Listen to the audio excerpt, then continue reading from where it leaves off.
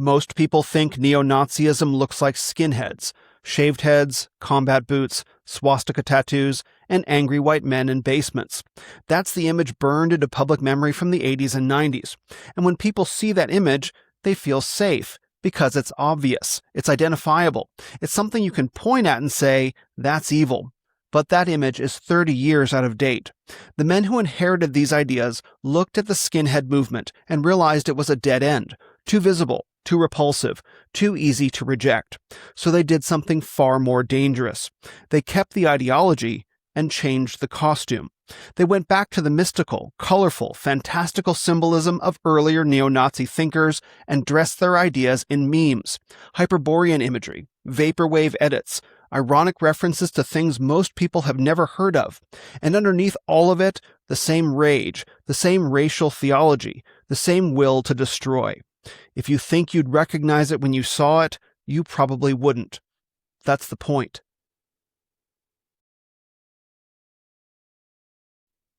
In previous episodes, I showed you the Luciferian face of post-war Nazism, the colorful, mystical side, UFOs, Hollow Earth, Hindu avatars, Hitler escaping through a dimensional portal near Venus.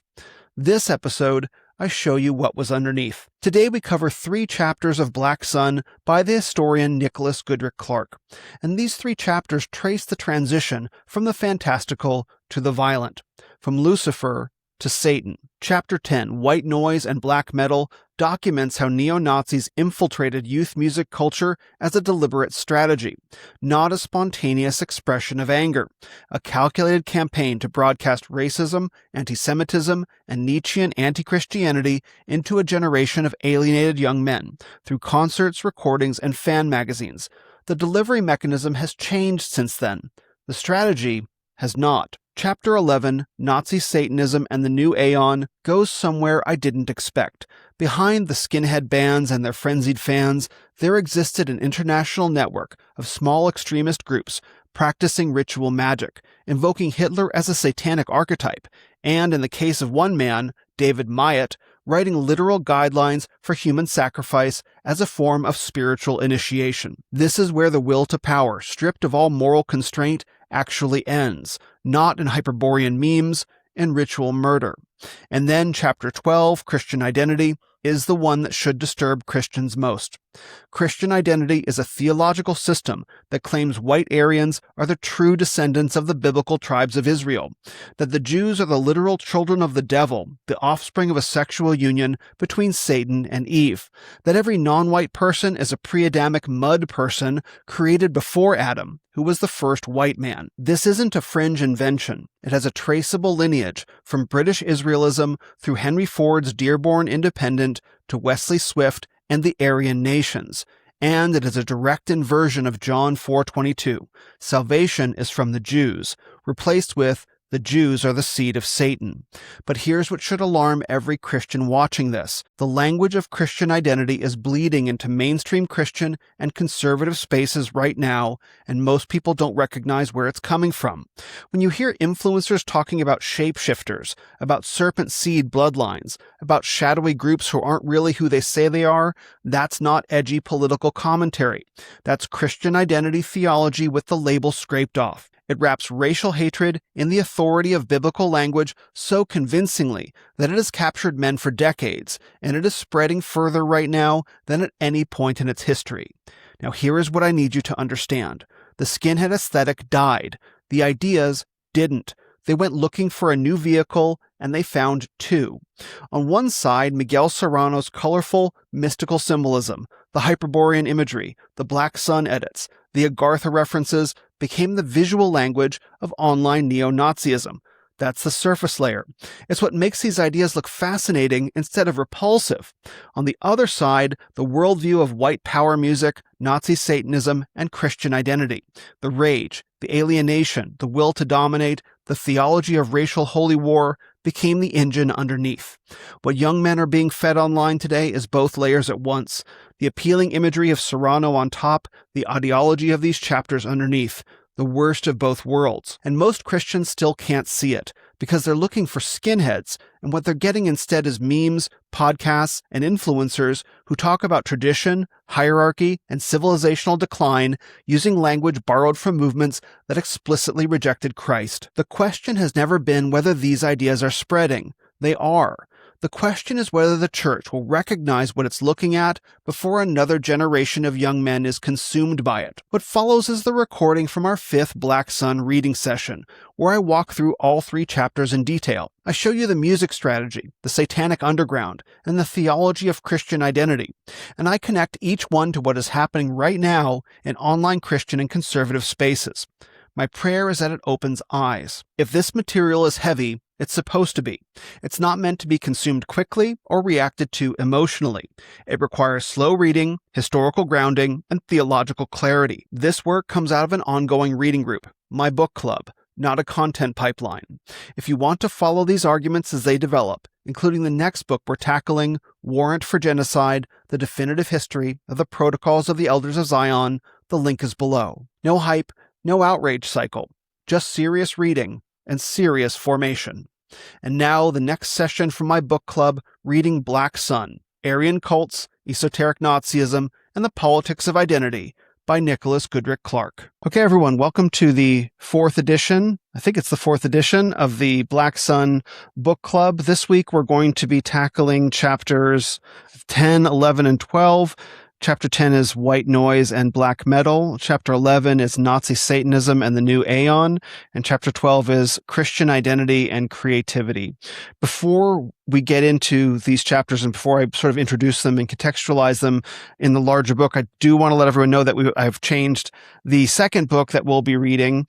We're no longer going to be tackling American Veda by Philip Goldberg. I think that is still a very important book, and I do very much want to get to it. But I think there's a more important book that we can and perhaps should be reading right now, and that book is Warrant for Genocide by Norman Cohn, The Myth of Jewish World Conspiracy and the Protocols of the Elders of Zion. So as we read through the chapters today, and you've probably recognized the term, if you haven't heard the term protocols before, you've heard it multiple times in previous chapters of this book. The protocols is a document that purports to describe a Jewish world conspiracy that is seeking to dominate the globe. And this document was created in the 1800s, and it's supposedly, that presents itself as the secret notes of these meetings of rabbis as they're preparing to spread out and conquer the planet. The document was revealed to be a forgery in 1920, not after it had done a substantial amount of damage and would go on to do more. But the document itself was put together from material from Napoleonic France. The author Maurice Joly, I think the document that it cribbed from was called Dialogue Between Machiavelli and Montesquieu in Hell. And so that document was stolen from and provided the foundations of the protocols. And then later it was there was more material added by Tsarist loyalists in Russia that were pushing back on the growth of liberal democracy inside Russia. So it was forged from Napoleonic France and Tsarist Russia, presented itself as a Jewish world conspiracy, and was launched into the Russian political scene in the late 1890s. And from there, it spread around the world. And I think there's a famous quote, it might be Mark Twain, sounds kind of like him, it probably isn't him, says the truth, a lie travels around the world before the truth can get its pants on, something like that. And that's what's happened with the protocols. So the protocols spread from inside Russia to France, to Britain, and to the United States. If you're familiar with Henry Ford's book, The International Jew, a copy of which is on display at the Holocaust Museum in Jerusalem, the International Jew is largely derived from the Protocols of the Elders of Zion. It appeared in Henry Ford's magazine, The Dearborn Independent. And so from there, it spread to the American public, and it persists today. And so if you're looking at young men, Christian men, secular men, and influencers, including Candace Owens and Tucker Carlson, talking about the Jews spreading out over the world, shape-shifting, taking over everything, talking about a conspiracy that must not be named, they are talking about the protocols of the Elders of Zion. That is exactly what they are talking about. They may not use the word, some men are courageous enough to, but that is exactly what they're talking about. And so it is a spiritual pollutant. It destroys people from the inside, and it destroys whole communities and appears to be attempting to destroy the right-wing conservative movement from the inside. And there's a long and storied history of what's happened with the protocols, and that's what this book is about. This book was written in 1967. It's rare and out of print. Copies go for $40 or more on eBay. And so obviously not everyone may want to buy that, but if you want to participate in the book club for paid subscribers on Substack, I can send you a digital copy that I managed to find, and you can read along, or you can continue to listen to these episodes. What this book talks about, what Norman Cohn talks about, and just a quick sense of context, this book was written in 1967, so 60 years ago. So it was closer in time to the dates that they're talking about. So in the book, he talks about the late 1800s, early 1900s. He was close in time to those events. He's done incredible research from primary source materials about where the protocols came from and how they were propagated. And then he talks about how they spread outwards and influenced not just Nazi Germany, because obviously they played a huge role in Adolf Hitler's worldview, but more movements than that. And so I've been reading through this book just to get a sense of it before I start leading everyone through it. And it's an incredibly powerful book. It's very clear that this subject matter grieves Norman Cohn very much, that it comes across page after page that he wishes he did not have to write this book. And there's a real sense of frustration, as he's working through the sources. There's a real sense of, it's just like flabbergasted. Like it's almost like he can't believe, even though it doesn't surface in the writing, it's a palpable feeling. Can't believe that this document managed to continue percolating over the years to the stage that it had, and that was in 1967. And I can tell you unequivocally that the protocols are still circulating today. There are still people talking about them. In fact, literally just this past week, there's a man on X. His name is Chris Langan, and he is purported to have the highest IQ in the world. You can look him up. And so just last week on X, he posted a speech from the supposed founder of the ADL that was given in secret in like the 1990s or the 2000s or something like that. And in that purported speech from the founder of the ADL, the speech references during our first meeting of the elders. Right. And he's talking about the speechwriter is purportedly talking about the meeting notes of the original protocols of the Elders of Zion. So this document was again supposed to be the meeting notes of the 1890s or whenever it is. And here's the ADL, according to Chris Langan, 100 years later, talking about updating their plan. This man has hundreds of thousands of followers on X, and he was talking about an update to the protocols of the Elders of Zion. When I wrote my Christ Over All article, in June 2025 is when it was published. I had a friend who had a successful young male influencer. He has over 100,000 followers on X. And he called me out of the blue. I'd never gotten a phone call from him. He called me out of the blue, and I picked up the phone and answered and started talking to him. We did a video call, and the whole back half of the call was us arguing about the protocols of the Elders of Zion. This was a young Christian man, and he had the protocol so wrapped around his heart that it was shaping his entire worldview, and he couldn't let it go. I could tell him this is a forgery. This is where it comes from, and I saw him struggling. I could see his face struggling to let go the world that document describes. It had become foundational to how he sees the world, and it has become foundational to so many men. It shows up all throughout Black Sun. Like we're going to hear it mentioned 3 or 4 times today alone.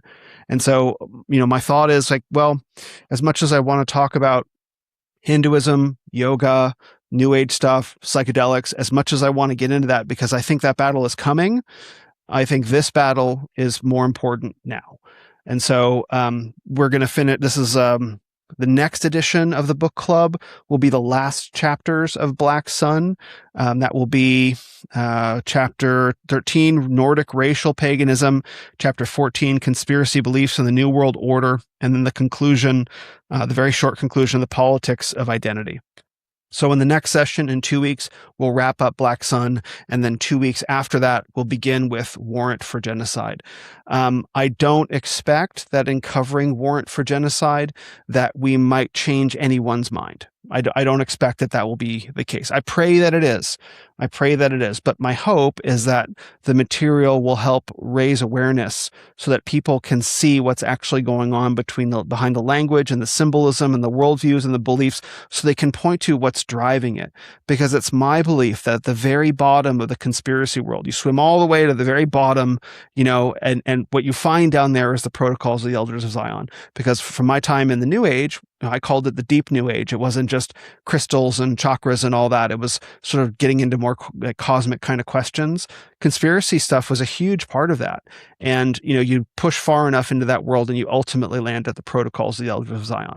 And so now that the conspiracy world has burst into mainstream awareness through Ian Carroll, in part through Joe Rogan, in part through Dave Smith and other sort of podcasts, this sewage has flowed into the mainstream and taken hold of a lot of men, a lot of influencers, and now they're broadcasting these beliefs to millions. Candace Owens is a fantastic example. If you listen to a compilation of statements that Candace Owens makes, it's very clear that she's referencing the protocols and that she's read them, or at least read a summary of them. I also, in the other room, have a copy of the protocols that I printed out, and I'll be reading those as well. And just a quick note, just from reading the first few pages of it, the idea that anyone would read that and think it describes actual notes or actual things that people are saying is preposterous. It's just like, it's so comical. They might as well just do a comic book version of it, and that would be more believable. But there is something about this that takes hold of men's hearts and warps and twists and deforms them. And, I wish it were powerful enough to offer biblical counseling to all of them, but none of us have the ability to do that. So my sincere prayer is that the hard and true and cold facts in this book will help dissuade a lot of people of believing in the reality of the protocols and believing that it describes a people group actually doing something, and it will reveal who actually forged them, who these men were, what they were actually about, what the weapon was forged for, and that may loosen some of the grip on them. Because, if we're going to talk about facts can be very, very powerful, especially when you go investigating to the deepest level of the worldview. So, again, the book is Warrant for Genocide by Norman Cohn. There are multiple editions of this that you can find on eBay. It's been reprinted many times. Again, it's out of print now. This is just an old paperback version. There were some editions printed in the 1990s. My understanding is that it has not been updated. There's not like a first and a second edition where he provided additional research. The text should all be basically the same. The introductions may change, but the text is basically the same and hasn't been updated. And I believe Dr. Cohn, Norman Cohn, passed away, so it probably won't be updated anytime soon. So this will start in about a month or so. It's like 4 weeks from now, Lord willing, and we'll work through this book. It's quite different from Black Sun. It is academic in its own way, but of course the writing is 60 years old, so there'll be a little like learning to read, a mid-century writer. But again, my hope is that this book continues to turn on the lights even brighter for what we're covering in Black Sun. And so, speaking of turning on the lights, in the last episode where we talked about Miguel Serrano, I referred to a lot of the neo-Nazi stuff in the post-war era as being Luciferic, as in it has a mystical, colorful, kind of face, looping in Aldebaran and UFOs and Hindu gods, and very much drawn from the Eastern fascination of the mid 20th century. And there's a way that it's Agartha and Hollow Earth and polar bases, like it's fantastical is really the only word for it, and that's what makes the material so unfamiliar. Like, it's almost hard to believe that neo-Nazis had that more mystical character to them. And it's that mystical character that provided the wealth of symbolism and language that the 4chan meme world has been able to draw from to bring these ideas into the modern era. The reason why they had to do that is going to be encompassed in these next 3 chapters, where we begin exploring the face of neo-Nazism that I think people are more familiar with. The dark, angry, violent, skinhead kind of neo-Nazism. And so because that made such an impact in public awareness, and really, like, to say it stained the name of neo-Nazism is probably the wrong way of putting it, because the ideas stain themselves. But because that idea, those sets of villains, let's say, were so etched in people's minds of what neo-Nazism looked like, the people who began exploring these ideas wanted to go back further and find other sources. Other sources of the same ideas that they could then launder forward in time. And so that's a lot of what we're seeing in the meme world right now. But as we get into these chapters, you will see that though they're laundering in the symbolism, whether it be the black sun wheel, again, Agartha, Hollow Earth, UFOs, all that different stuff, esoteric Hitlerism, though that's their symbolic language, the worldview and beliefs underneath them are just as informed by the angrier, darker side of neo-Nazism as anything else. So it's a little bit like, well, they looked at the optics of neo-Nazism and they saw that it was, like Edward Norton in American History X, that sort of vision was so etched in people's minds of the skinheads. In fact, in the late 1990s, I lost my hair when I was like 17, 18 years old. This was in the mid 90s. I didn't shave my head at the time, in part because the idea of the skinhead was going around. And this was before Michael Jordan made shaving your head cool and Bruce Willis and all the different stuff. Even at the time, it was associated that if you had a bald head, that you were a skinhead. That's how powerful that imagery was. And so that is obviously no longer the case. But so they took... They like, but we can't go with this set of symbolic language anymore. We can't go with this optics. We can't go with the black metal. We can't go with all these things that just scream anger and violence. So they scrape that off. And then the internet, of course, goes looking for colorful imagery. And they went mining into the realm of Miguel Serrano. And because he had brought together all these streams, they took his symbolic language and then they started producing graphics and imagery, and they layered that on top of the same ideology that the neo-Nazis had. So what you're getting is really the worst of both worlds. You're getting the appealing, colorful, meme-friendly symbolic language, and you're getting the deep rage and alienation and bitterness and anger and vitriol and just toxic stew underneath. And that is what's, I think, compressing into a lot of young men today, that they're drawn in by the appealingness of the language. They get exposed to the ideas, poisoned by them, warped and twisted, and then dragged downward. And, Lord willing, they can get saved and delivered from that in a number of ways. And so they don't see it while it's happening. Other people around outside them see it while it's happening. But in many cases, the young men that I interact with seem completely oblivious to how their character is changing, because they've been seduced by colorful fables, poisoned spiritually by bad ideas, many of which go back to the protocols, and that's being hyped up in the media and hyped up by influencers. And so then they feel like they're part of something, and all of this gets a powerful grip on a man. And I think that's what we're seeing today. And so just to set the stage for what we're going to see today, we're going to be dealing with a lot of like objectively dark stuff. Like, yes, Hinduism, the idea of, reincarnation, multiple gods, Kundalini yoga, all that stuff that has a darkness to it. But I'm talking about like, this is actual darkness, the actual sort of things that people can look at with their eyes and immediately say, oh yeah, that's evil. That's the kind of stuff we're going to be talking about today, particularly as we get into Nazi Satanism in the new Aeon and David Myatt. And so I'm going to try, again, like I say every time, I'm trying not to read too much, but I do think it's important to read a lot of this. But the reason in this case why I don't want to read too much is, I don't want to facilitate a dark fascination. I don't want to enable that as much as possible. And I did feel quite fatigued reading a lot of these chapters as I went through the chapters this week. And I got the sense that Nicholas Goodrick Clark was as well. I got the sense that it took a toll on him, particularly as we got through the Nazi Satanism section.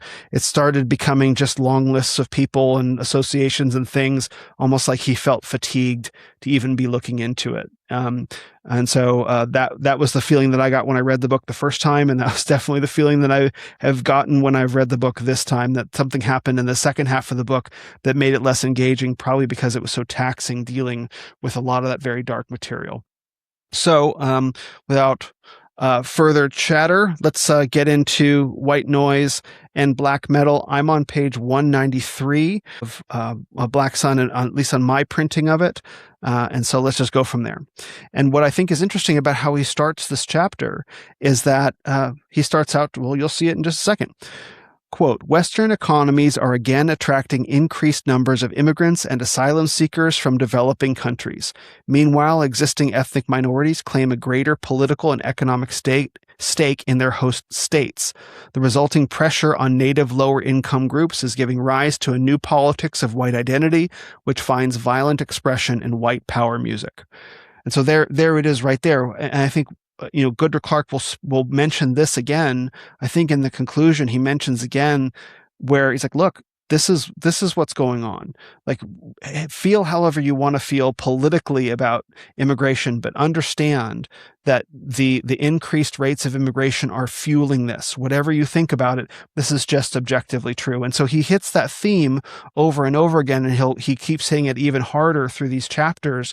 I don't know what his particular political beliefs were, but I think it is a true statement to say that increased immigration is creating this pressure. That doesn't mean that the response is godly or good or appropriate, but it is kind of like dominoes falling. Like, it makes sense that you can tie, A to B. And that's the logic that he's trying to push on. And I think he acknowledges that, look, this idea is unpopular, but it's really unarguable. I'm pretty sure he mentions that in the conclusion. Continuing down on page 193, a violent mood of racist extremism, intolerance, and misanthropy is widely current among certain sections of urban white working class youth.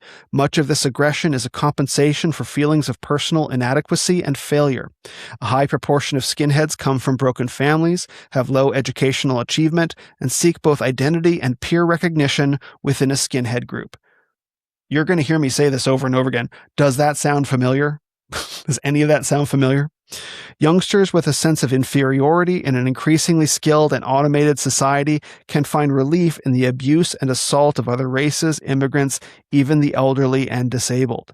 They feel frustration and resentment at the apparent indulgence of liberal elites toward ethnic minorities. Community politicians are seen as demanding and receiving ransom payments from a guilt-ridden liberal society, which appear to perpetuate the dependence of an unassimilated underclass. The new misanthropes regard blacks in the United States, colored immigrants in Europe, and even disabled people as a growing burden upon the resources of a teeming and polluted world. Hitler cults and ideas of Aryan identity are finding new audiences among white working-class youth beset by an increasing sense of disenfranchisement in multiracial Western societies. So right there, he's pointing to a phenomenon that we hear about literally every day. He's saying, look, this is causative. It's not deterministic. It doesn't necessarily mean that these phenomena will always produce A to B, but it is indeed causing that right now. And so he's trying to put his finger on a very sensitive topic. Like, look, these ideas, they're not just springing out of nowhere. They're springing out of actual social conflict. And that social conflict exists within the families of the young men who are drawn out of it, or drawn by it, I suppose. Increasingly skilled and automated society, finding relief in the abuse and assault of other races, frustration towards liberal elites, broken families, low educational achievement, seeking both identity and peer recognition within a skinhead group. These are the same phenomena that I talk about literally every week. And this is driving a lot of it. And I get a lot of pushback for that. I get a lot of pushback from people saying, no, all these guys, they all come from good families. And they tell me there's a very famous Christian nationalist author who I won't name, who before he blocked me, for writing my Christ over all article, said all the guys that I know come from great families and have good relationships with their fathers. Nonsense. Because if they do, does dad know what their sons believe and what they're into? And if you want to tell me that dad passed those values on, yeah, I suppose, is no measure of health to be well adjusted to a sick society. So I wouldn't call that a good thing either. And so I think it's undeniable at this point that the crisis of fatherlessness, just stretching back, not just right now, but to the mid 20th century, has produced alienation, lack of structure, lack of tradition, value, hierarchy, identity. And so men go looking for it in bad places, in bad communities. Raise your hand if you've participated in some of that. I have too. Goodrick Clark is talking about when things can go really wrong, and that we'll get further into that. So he's talking in later pages about the skinhead movement first emerging in 1968-69, the Teddy Boys, Mods and Rockers, Hell's Angels, and then both the National Front and the British movement began to recruit the skinheads as street fighting troops in the 1970s. The Nazi music scene in Britain was the offspring of this alliance. From the mid-1970s onward, left-wing and anti-fascist groups had used popular music to mobilize the young against the advance of the National Front. Impressed by the success of this rock against racism movement, the National Front mounted a counteroffensive called Rock Against Communism, which sought to propagandize skinheads through gigs and large events, fan magazines, and star performers. Ian Stuart Donaldson and his band Screwdriver, that's Screwdriver with a K instead of a C, swiftly emerged as one of the National Front's chief assets in promoting this racist anti-Semitic music. Then you have White Noise Records being founded to produce and market Screwdriver's music. We're at the bottom of 194. Quote, this new elite National Front leadership, steeped in the tactics of the fugitive Italian terrorists and the doctrines of, drum roll please, Julius Evola. Julius Evola. If you said Julius Evola, you're correct. And you're going to see his name pop up many times. Julius Evola, again, the favored enemy of the Black Sun book. They saw the skinheads as a pool of paramilitary irregulars who would appear legally independent of the National Front, but in reality serve as their ground troops for street battles, football hooliganism, and racial attacks in inner cities. Page 195, talking about the power of music. Music and song have always possessed an extraordinary power to articulate myth and sentiment. This militant youth culture, exulting in gut feelings of anger, aggression, and xenophobia, has been particularly susceptible to fascist myths of patriotic revolution, anti-communism, and racial identity. Stewart himself, that's the founder of Screwdriver, once observed that a pamphlet is read only once, but a song is learned by heart and repeated 1,000 times. One of the questions that I have reading this chapter is the young men that are getting into some of these things and promoting these ideas on X and, in the White Boy Summer video, like what kind of music are they listening to? Is this music being propagated in those circles? I really do wonder about that. Stewart was killed in a car crash. The founder of Screwdriver was killed in a car crash in September 1993. I was taken over by the Sargent brothers and their neo-Nazi paramilitary group Combat 18, C-18, which subsequently established blood and honor, quote, franchises in Norway, Sweden, France, and the new states of Eastern Europe, including the Czech Republic, Slovakia, Slovenia, and Serbia. More than 15 years since the relaunch of Screwdriver, there were by 1995 at least 12 white power bands with a hardcore following of about 500 Nazi skinheads in Britain. So these are not massive numbers.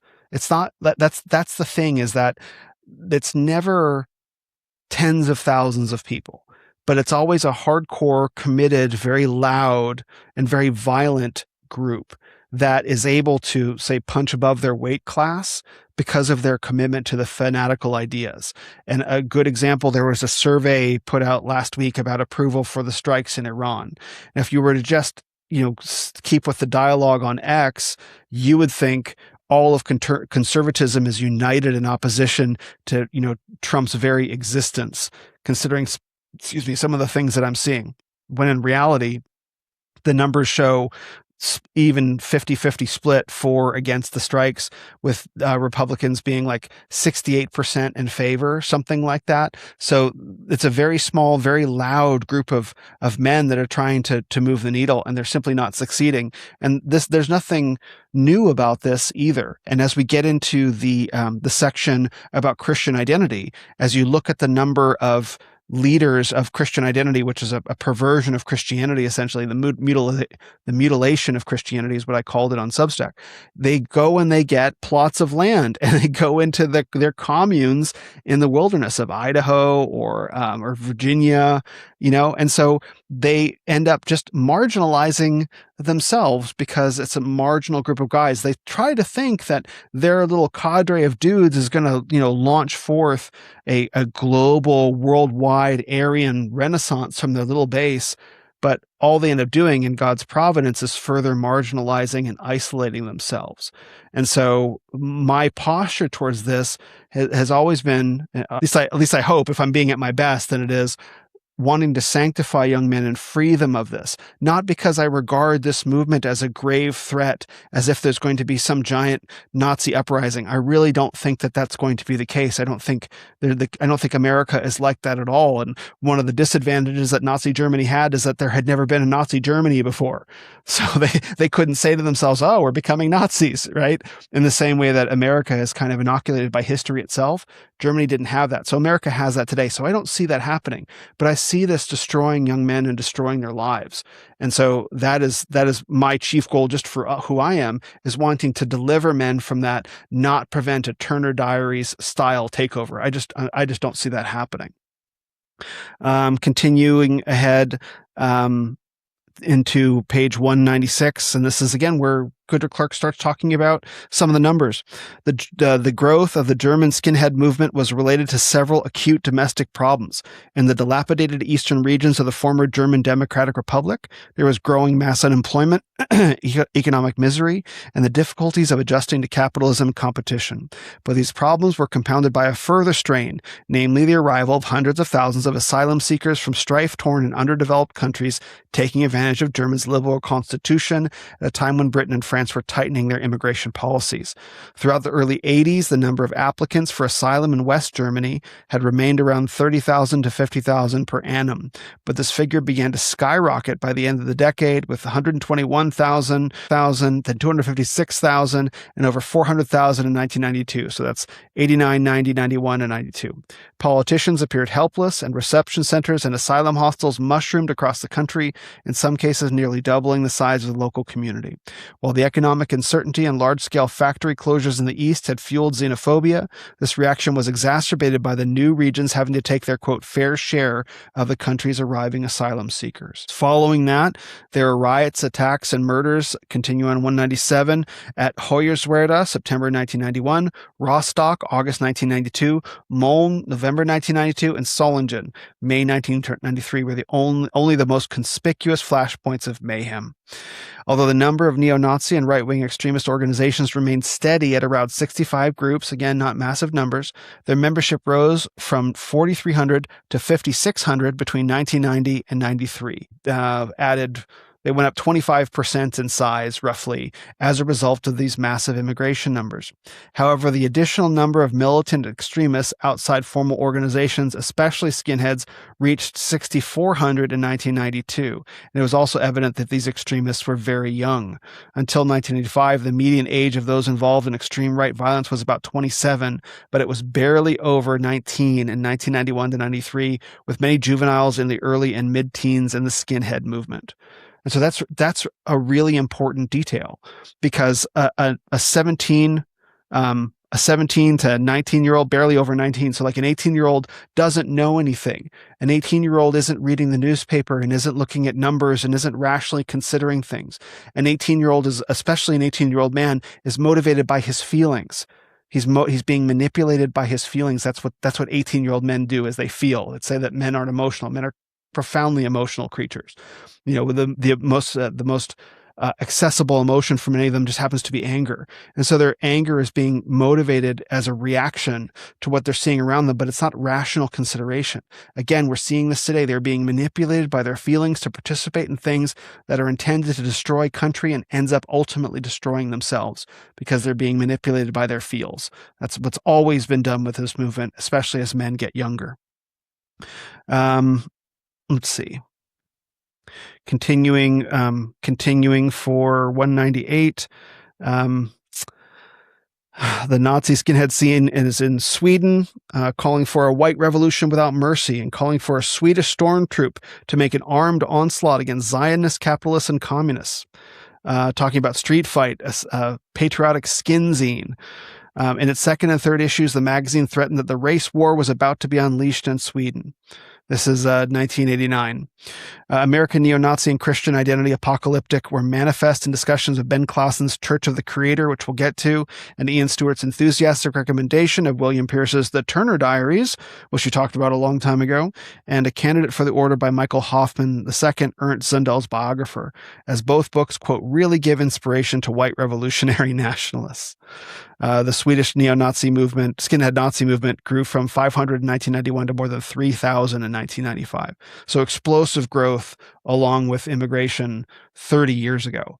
Again, none of this is new. Page 199, in the late 80s, there were several thousand skinheads, Nazi skinheads in France, but now there are far fewer, and many signs that the black metal music scene has become a more favored target for Nazi politicization. There's Resistance Records, is mentioned, page 200. Founded in 1994, the Detroit-based record company Resistance Records dramatically upgraded the Nazi skinhead scene with a high-quality music production and glossy magazine Resistance, which runs to more than 60 pages.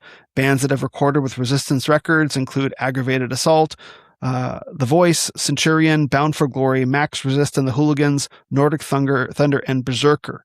Their violent hate rock albums carry such titles as Crush the Weak, Born to Hate, Behold the Iron Cross, and The Voice of Our Ancestors. The founder of Resistance Records was George Eric Hawthorne. Brought up a Catholic, Hawthorne rejected the universalism of Christianity, we're at the top of page 201, immersed himself in Nietzsche, and was attracted to an ideology of white supremacy. In Toronto, he assisted the Holocaust revisionist Ernst Zundel at the Samizdat offices and became a local chapter leader of the Church of the Creator, again, which we'll get to later, a radical religious organization founded by the Ukrainian-born Ben Clausen in 1973 that deifies the white Aryan race. A chance encounter with a tape of Hail the New Dawn by Screwdriver revolutionized Hawthorne's conception of the white revolutionary movement. Popular music, the sound of his own generation, would bring youth, vitality, and aggression to a movement previously supported by middle-aged and elderly reactionaries.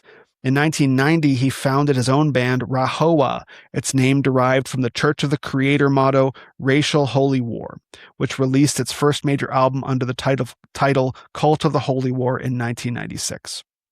So RAHOWA is a term that we haven't gotten to yet, racial holy war, but this is an example of these ideas being memified. You might see someone put in their Twitter bio, I have not seen it, but it's not unlikely that you might see the word RAHOWA in a Twitter bio, an X bio, and not know what that means. The person who put it there knows what it means, but it's not necessarily obvious to someone looking at it that it's anything more than just a collection of letters.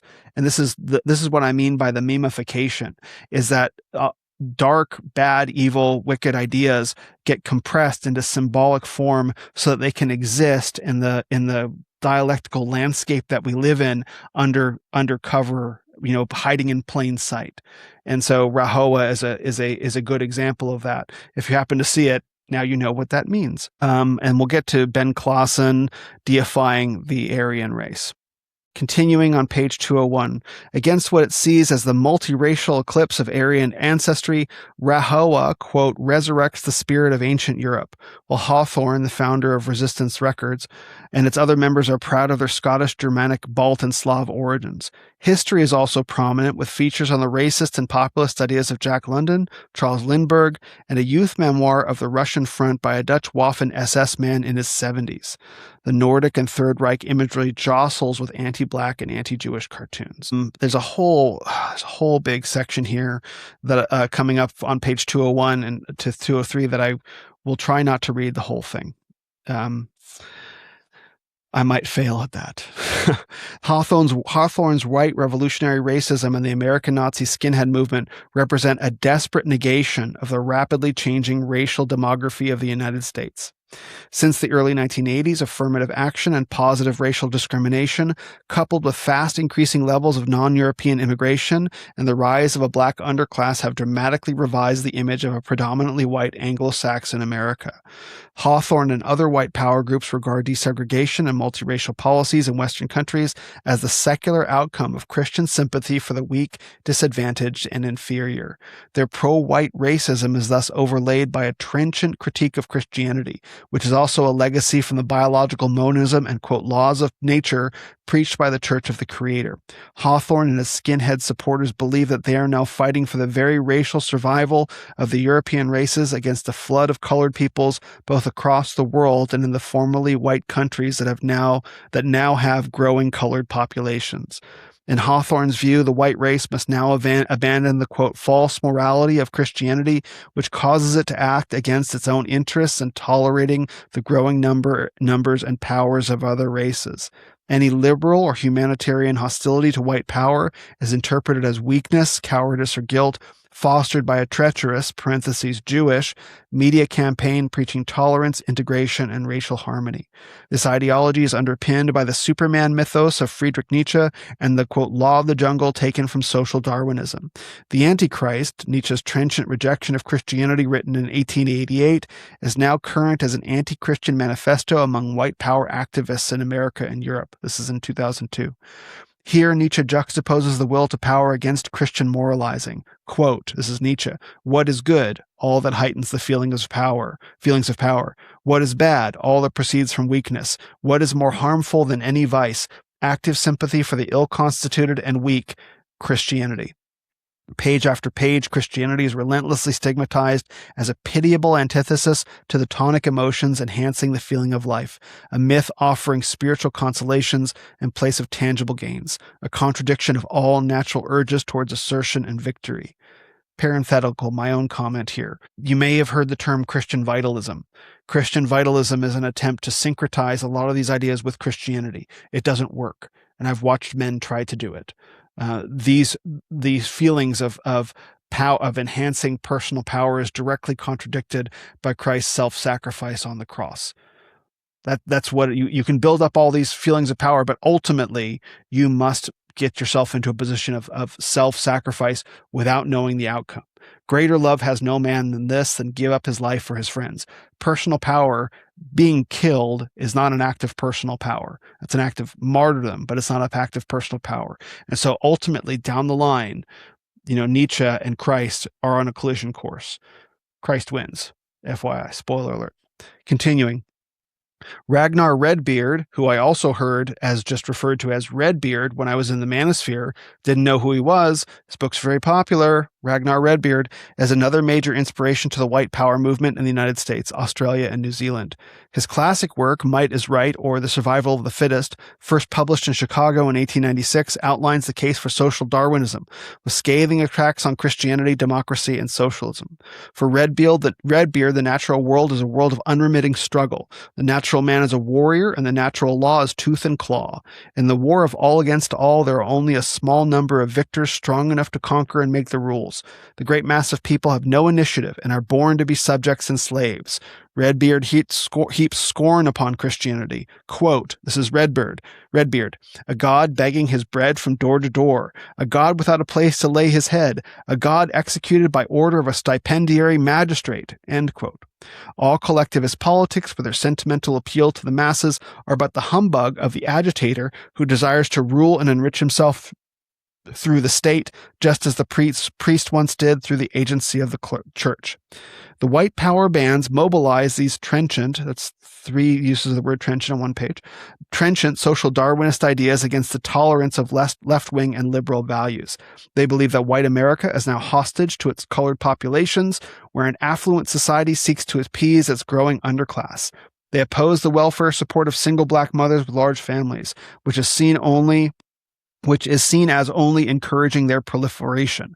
Life, they argue, is a ruthless competition for scarce resources.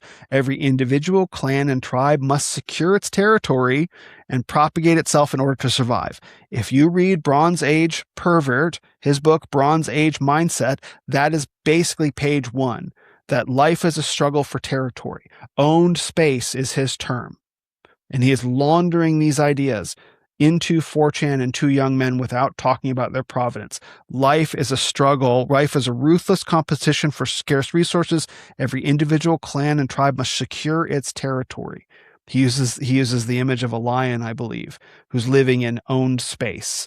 And so, I have a note that Bronze Age Pervert embodies many of these. He speaks to many of these ideas. and propagate itself in order to survive. Liberal societies are fated for extinction with their positive racial discrimination and never-ending subsidy of racial enemies, the weak and infirm. In an interview, Hawthorne extravagantly praised Redbeard's poem about war, arms, and power. This is Redbeard's poem that I'm going to read now. Might was right when Caesar bled upon the stones of Rome. Might was right when Joshua led his hordes o'er Jordan's foam. I mean, that probably doesn't like the Jews. I don't know why he's choosing that example. And might was right when German troops poured down through Paris gay. It's the gospel of the ancient world and the logic of today. The strong must ever rule the weak is grim primordial law. On earth's broad racial threshing floor, the meek are beaten straw. Then ride to power o'er foemen's necks, let nothing bar your way. If you're fit, you'll rule and reign is the logic of today. Pause. The very start of the Protocols of the Elders of Zion that is describing the meaning of the rabbis. What is their worldview? Their worldview, as we'll see, is might makes right. Their worldview is that might makes right, and that's why they're doing what they're doing. So what I would like to know is if the neo-Nazis are talking about might makes right, and the Jews are talking about might makes right, what's wrong there? Why is everybody complaining? Why don't you get along? That, and I mean that question only half ironically. That's also, of course, why it's very obvious that the protocols aren't actually written by Jews, first of all, but it's sort of the internal contradiction of many of the neo-Nazi worldviews that they believe that might makes right, but they lost to a more mighty foe, and so they're complaining. And there's a lot of that. I've dealt with a lot of that. Anyway, continuing on in 2003, Anti-Christian, page 203, Anti-Christian blasphemy and satanic posturings. We'll start to get into some of that. A man named Euronymous cultivated a philosophy of nihilistic hatred, colored by the brooding, depressive morbidity often associated with the negative side of the Scandinavian psyche.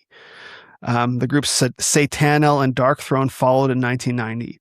So this is where the black metal scene is starting to incorporate more Norse paganism and starting to get much darker, right? It's starting to admit sort of openly demonic forces. Talking about Varg Vikernes. Let's see, a young Norwegian ex-skinhead, Christian Vikernes, who changed his name to Varg Vikernes. He called himself Count Grishnok after one of the evil orc characters in J.R.R. Tolkien's fantasy trilogy, The Lord of the Rings, while Burzum, his band, meant darkness in the orc language. On page 204, Vikernes was subsequently convicted of the murder of Euronymous in August 1993 and three of the church arsons. He was sentenced to 21 years in jail.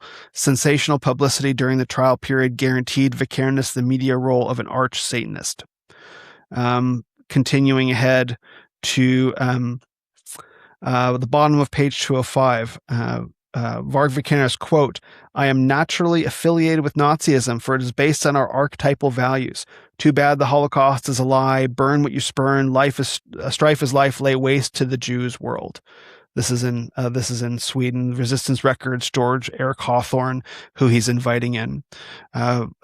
Heathen Front, Vikernes' Heathen Front on page 206.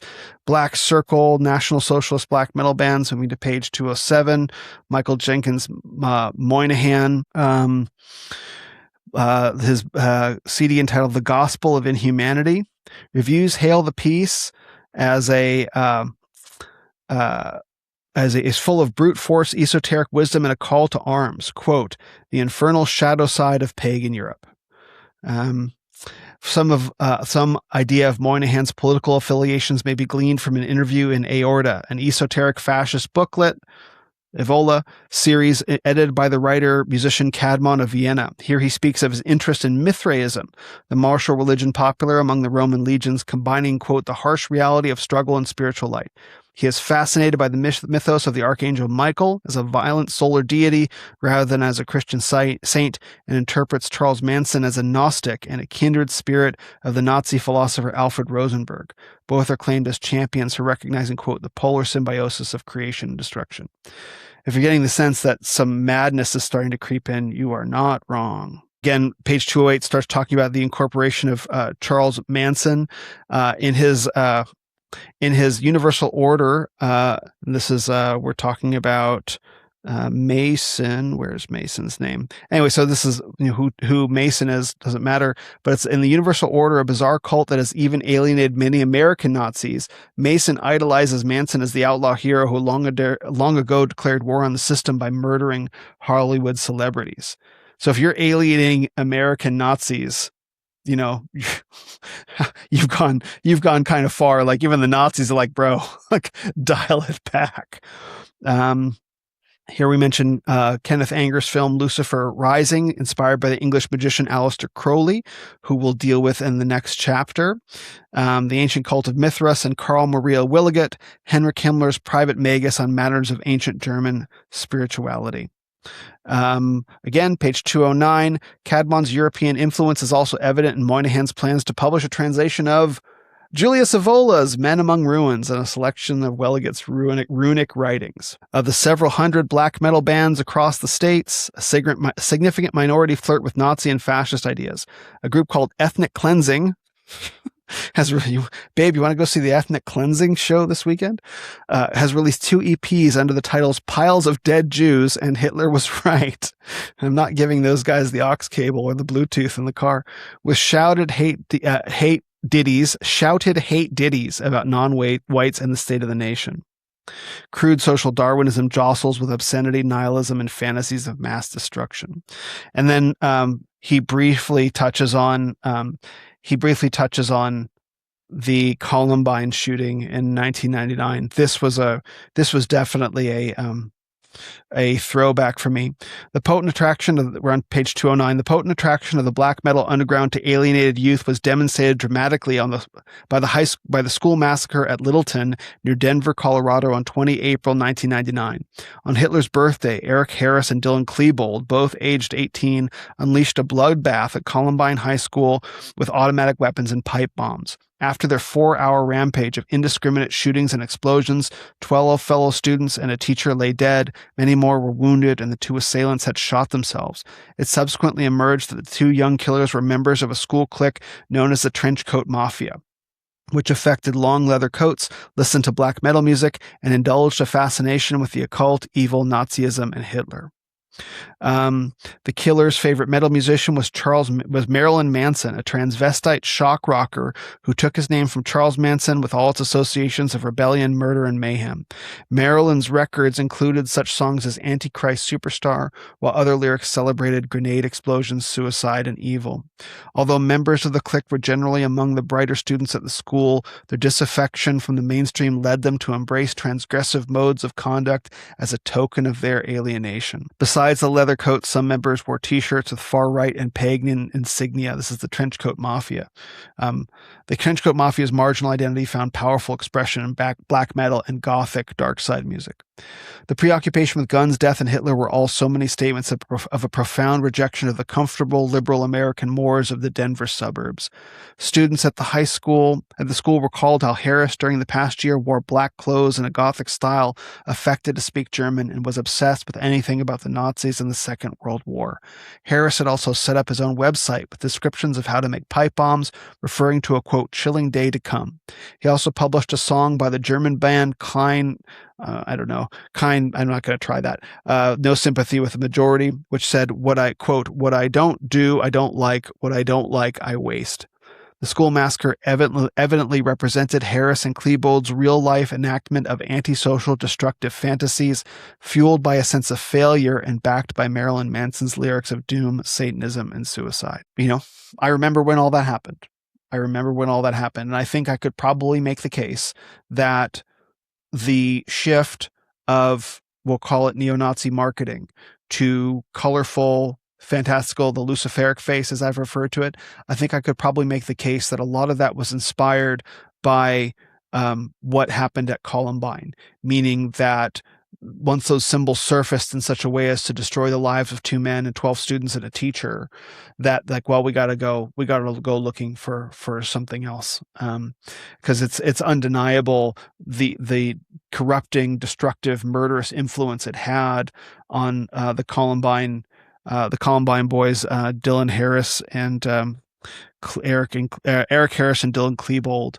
And so from there, how are we going to renew neo-Nazism rebrand it. And so I think they turned to Miguel Serrano. I think that process took time. I don't think there was anyone sitting in a dark room somewhere, thinking, how are we going to do this?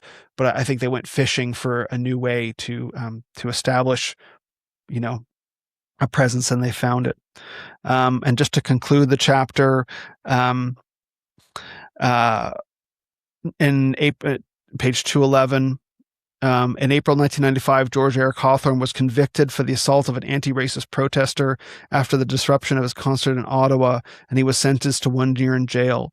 Resistance Records continued trading, but in April 1997, the Anti-Defamation League successfully brought pressure to bear, and Michigan State and Canadian police closed down the operation in Detroit and in Ontario, confiscating all stocks of CDs and tapes.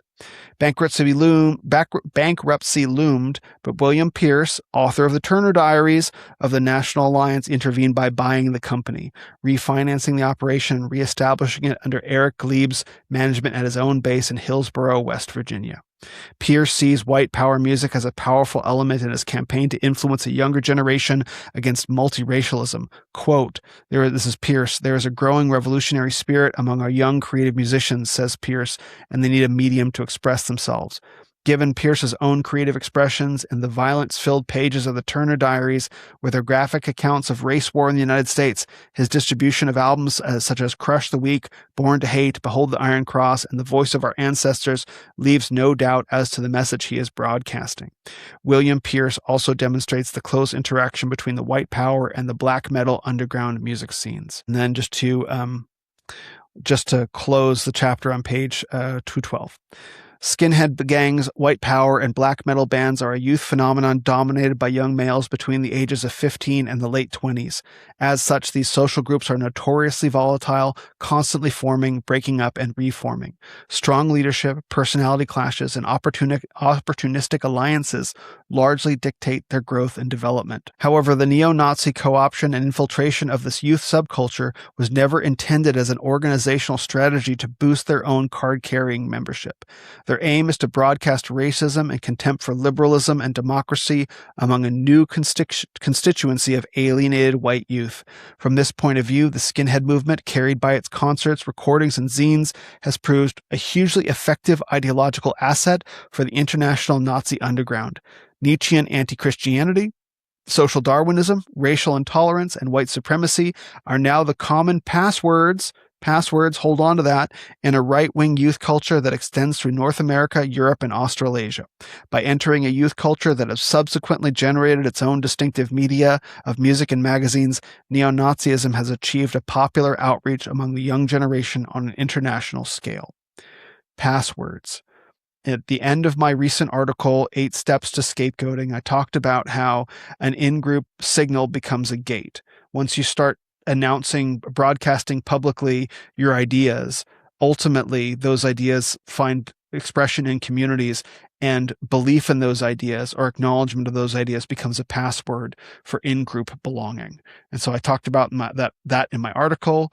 Praise God, Pastor Doug Wilson shared it. I believe Yoram Hazony shared it as well. That generated a lot of backlash on X because praise God, put my finger on a real phenomenon that there is self-selection going on amongst communities that are expressing these ideas as in-group passwords.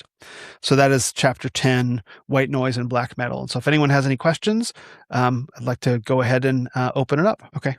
Oh, I was curious, Will, just with protocols, how much does he go into that in that book? I still have not actually started it yet. Sorry, go ahead. No, go ahead. He doesn't talk about it so much in this book. I think he probably does in his first book. I think it's The Occult Roots of Nazism is Nicholas Goodrick Clark's first book. He mentions it. It comes up especially in the earlier chapters as informing Lincoln Rockwell, especially sort of the beginning of American neo-Nazism. He talks about it as sort of the ground that neo-Nazism springs out of, but he doesn't I can't recall him spending more than probably a page on talking about what it is, kind of where it came from, and some of the ideas in it, but figures throughout the story of the book reference the protocols.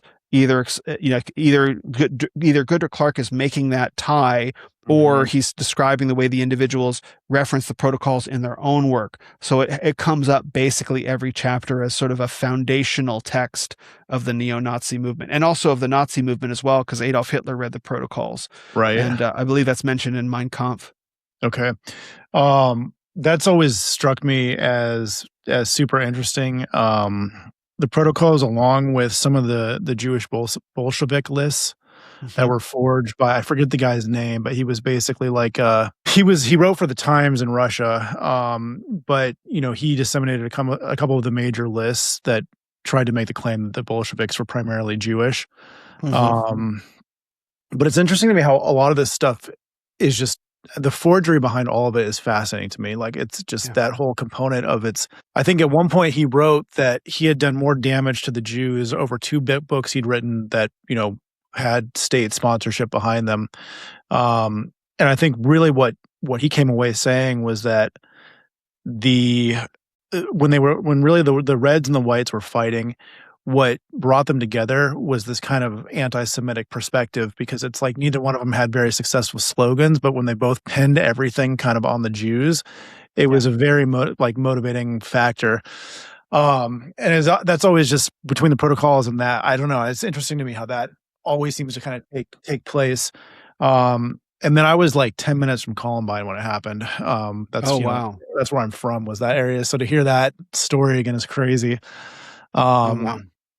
But yeah, dude, that's very interesting. That was a great chapter. Yeah. Oh man, like that's if you have a moment, like a lot of people listening might not be familiar with Columbine. It hasn't necessarily been memory hold, but it's not talked about as much as today as it used to be. I wonder if you can just kind of, bring up some of the memories of that and like, what was going on for you at the time, because it was a huge turning point. It was a huge deal.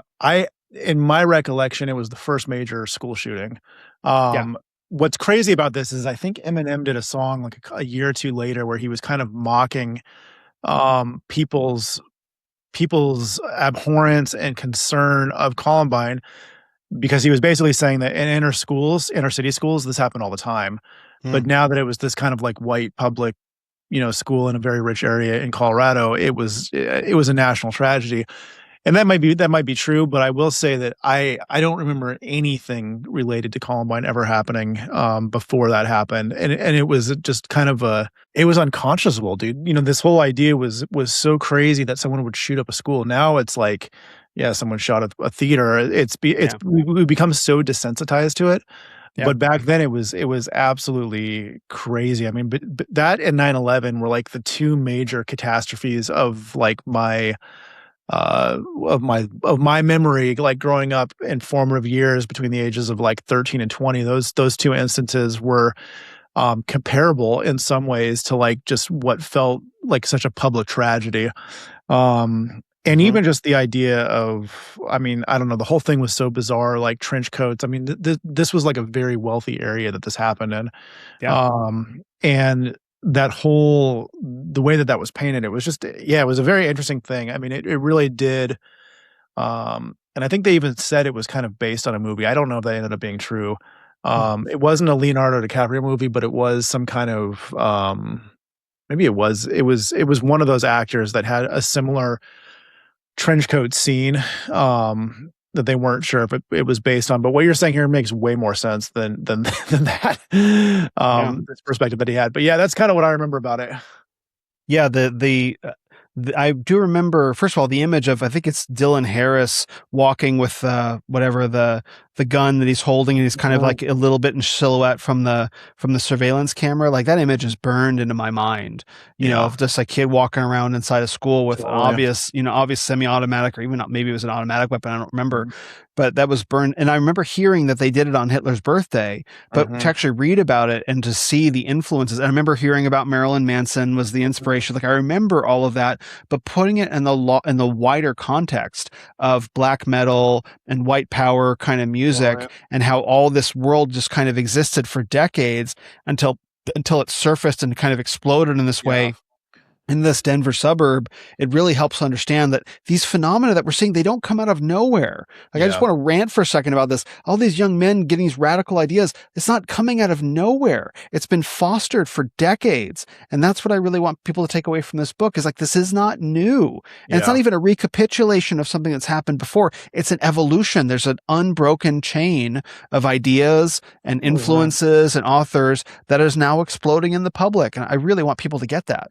Yeah, I don't think I've ever heard the connections that you were just talking about. Even, and this was in the news for like a year, dude, after it happened here. And I've never heard this kind of in-depth look at maybe some of the roots of that. Yeah. Well, who wants to read this stuff? You know what I mean? Like, with all the stuff we have to read and watch and listen to, who wants to read an academic book written in 2002, more than 2 decades ago, about neo-Nazism? Like, no one wants to read this. In fact, I stumbled into it, and very providentially. And so I'm happy to help put the pieces together, because I think, listening to you and other people who have listened to this, they're like, oh, wow, the lights are coming on. So I'm grateful for Goodr Clark's work, 2 decades ago. Yeah. David, did you have a question as well? This must bring up a lot for you. It really does. Yeah. Well, when you were talking about the music, and that is a big part of it. I guarantee you. And you were, I think you had asked, where is this music, or what are people listening to that's comparable to what the skinheads were listening to back in the late 80s and 90s, bands like Bound for Glory and the Midtown Boot Boys and things like that. I'd be curious if you ever do find anything. I'd be curious to hear if there are new bands. I do know for a fact that you can find Screwdriver records, you can find RAHOWA records, you can CDs. You're probably going to find CDs. A lot of that stuff was passed around in CD form. Guys would make tapes for each other and send them around. So you can find that stuff, but I wonder if this is sort of an open-ended question. I wonder if this some of this music isn't so much in the black metal scene, or it's not really big in the hardcore scene anymore. I know that because that's my style of music, right? But but I believe it's probably moving more into like the folk music scene. Bear with me and flesh this out, because of the nostalgia that is currently a sort of, people are looking for the nostalgia, and they're not so much looking at the nostalgia of Adolf Hitler in Germany anymore overtly. They've decided, I believe, a lot of people, to go back even further. Crusades are now the big thing. So you think about what kind of musical influences would coalesce well with that type of nostalgic imagery. I don't think you're going to find it as much in the black and in the heavy metal scene as much. I'm sure it's out there, but you look at the numbers of how many CDs were being sold, that they weren't selling as much as Van Halen, right? In the 80s. Yeah. So that stuff is still out there. I think it's just going to be hard to find. So I honed in on the music component there, and just wonder, if you do run across anything that's as overt as Screwdriver, I'd be surprised, but I'd love to hear if you find anything like that. That's a really good point about it finding its way into folk music, because one of the paradoxical elements is a lot of the guys, in the Christian world, are talking about psalm singing and hymns. What is it? Shape music, I think it's called, where like there's a lead. Yeah, right. And they post that over and over and over again. That video, it's a beautiful video. It is beautiful, but it's like, I don't know how you square that kind of music with the kind of ideas that the men are talking about. Like, those are going in opposite directions. So how do you synthesize those if hatred is your guiding viewpoint? Well, obviously you have to find and metal isn't as popular anymore. Finding its way into folk music that does actually make sense. So we may be seeing some of that very soon from bands that we don't recognize. Because I think, metal, black metal, it's very obvious and it's very overt. And what we're seeing now is trying to pretend that it's not what it is, so it can hide among wholesome forms of music. Maybe folk would be a good vector for that. That's a really good point. Yeah, and I think the how you hide it, as we I keep honing in on RAHOWA, right? Yeah. I think that might actually, it would probably not take off necessarily, but I think that's changed to, and I wrote it down, instead of RAHOWA, more now of an HOWARA. So the mindset is now, well, we're in a holy war, and race kind of tacked onto the end. Race becomes not the front. It's not front loaded. It's more at the end. And why is that? Well, because whites carried Christianity. So if you carry forward Christianity, you can tack on the whiteness at the end, and still harken back to that nostalgic. So I think that this stuff's all related, of course, and that. It absolutely is. That's a great point. I think we'll see some of this once we get into the Christian identity section, because I was, man, like, I can't tell you how many highlighters I've gone through with this book, just getting, like, I'm just highlighting whole pages, like, just stop it, Will, but like, especially Christian identity, there's just sections where it's like, if I were not to tell people what this was and I were to just start reading it, they'd be like, wow, that sounds like a lot of Christian influences I know today. And so I think that they're smuggling in Christian identity kind of ideas, which the framing that you talk about, it's not framing it, first of all, as a racial war. They're framing it as a holy war. And then race gets kind of tacked on at the end. Like, how do you think about it? Is it primarily about race, or is it a larger cosmic, kind of theological conflict that race is an expression of? So I think that's probably a really good point. Yeah, that's good. Excellent. So let's go into Nazi Satanism and the new Aeon, and then we'll pick up with some more questions. Guys, I'm sorry, I gotta hop off. That's all right. It's dinner time over here, but I'll catch out the replay. Thanks, dude. Yeah, good to see you guys. Good to see you too. Thanks for jumping on. Yeah, of course. Thanks, cheers. See ya. All right. So continuing on with great questions, by the way. Great questions. So continuing with Nazi Satanism and the new Aeon. This is, okay, there's a lot of genuinely dark stuff in here, but I think one of the things that's important about this chapter is, and because this is Goodrick Clark's area of expertise, he breaks down the difference between Aleister Crowley, Anton LaVey, and Michael Aquino. Anyone who goes looking into the conspiracy world will eventually encounter, Satanism, black magic, stuff like that. And we'll encounter those three names. So what's the difference between Aleister Crowley, Anton LaVey, and Michael Aquino? So you've got the Thelema, the OTO, that's Crowley. Crowley is Thelema. Anton LaVey is the Church of Satan, and Michael Aquino is the Temple of Set. And so all these three guys, they may seem to be on the surface talking about the same things, but they're actually very different. And that's one of the things that is very helpful that Goodrick Clark tackles in the early part of this chapter. And then we'll get into David Myatt. David Myatt is a very interesting figure, especially considering what happened to him after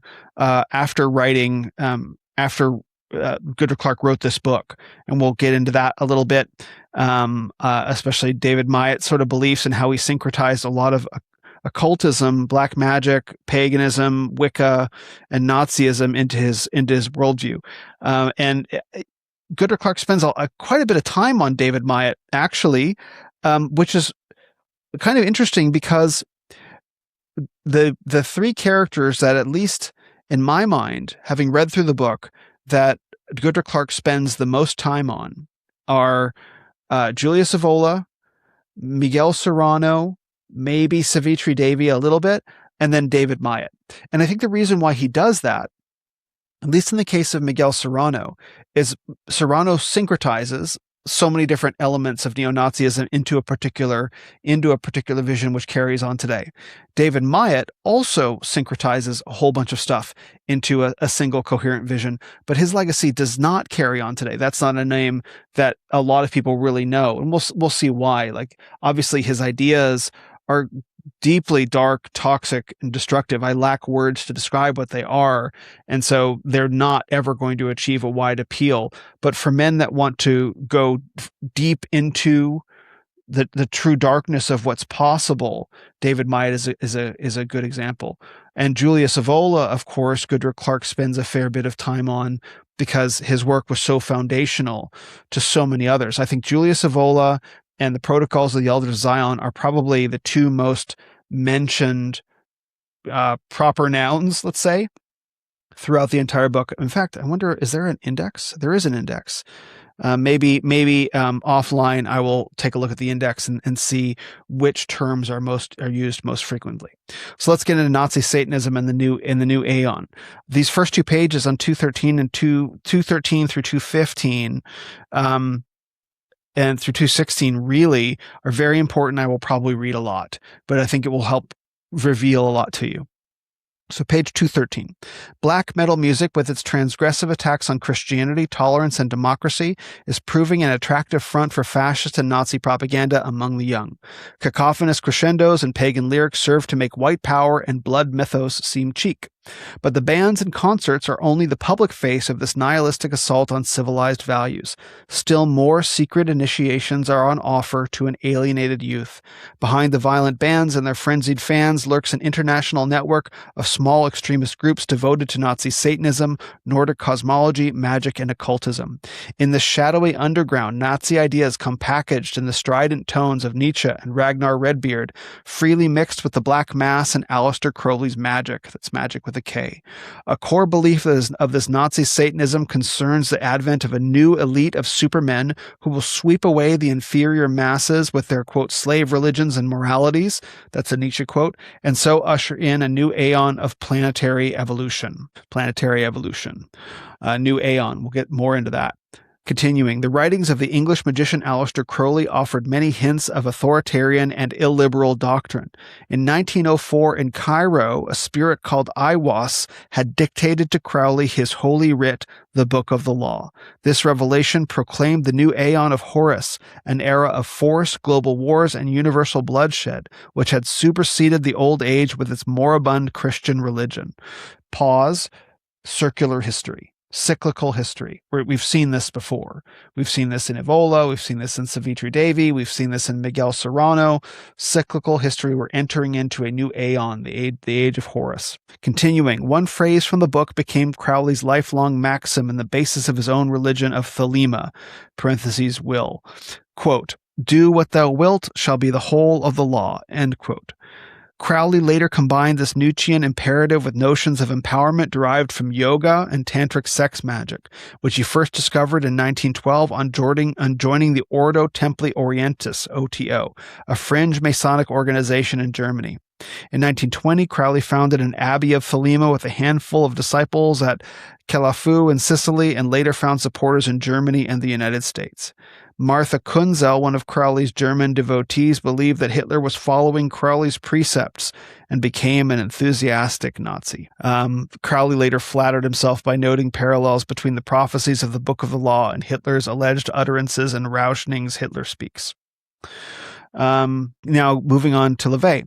This is on page 214. Contemporary Satanism began when Anton Sandor LaVey officially founded the Church of Satan in San Francisco in April 1966.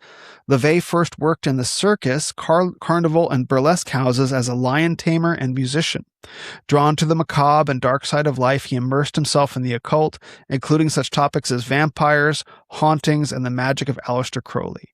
In the late 1940s, LaVey was already corresponding with Jack Parsons, a Crowleyan lodge leader in Pasadena, and he frequented a branch of the Church of Thelema in Berkeley, California in 1951. However, he was chiefly influenced by Kenneth Anger, born 1930, Parsons' close associate, who enjoyed cult status in Hollywood for underground films such as Inauguration of the Pleasure Dome, 1954, based on Crowley and his own visit to the Abbey of Thelema at Calafu. In 1961, LaVey and Anger began hosting regular parties in San Francisco for friends interested in magic and the supernatural. This, quote, magic circle was the precursor of the Church of Satan, a rationalist cult of self-gratification, personal power, and success. Continuing on 214. The sources of LaVey's Satanism were both traditional and modern. The 9 satanic statements identify Satan as the principle of egotism, carnality, and self-gratification, while the Book of Satan indicates the influence of social Darwinism with quotes from Ragnar Redbeard's Might is Right. LaVey's main ritual imitated the Black Mass of 17th century France with its parody of church liturgy and ceremonial involving a nude female altar, black candles, and polluted sacraments as a form of psychodrama intended to destroy any residual Christian piety or guilt. To 215, membership of the Church of Satan grew rapidly between 1967 and 1970 to about 2,000 persons and groups or grottos around the United States. This group cultivated close links with the fascist National Renaissance Party of James Madole.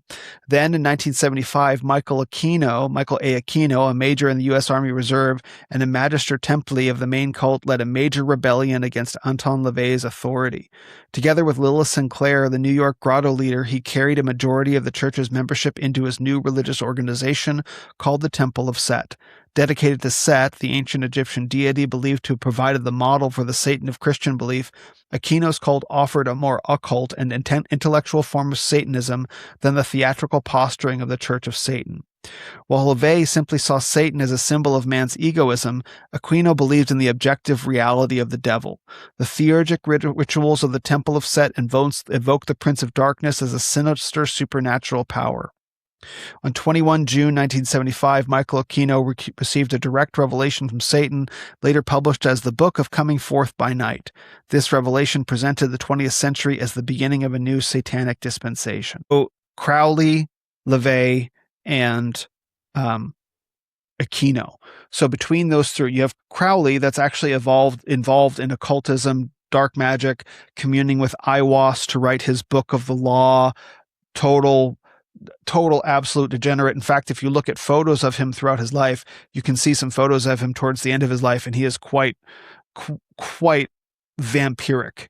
Like his whole face and body and countenance is transformed, and he looks quite it's quite scary.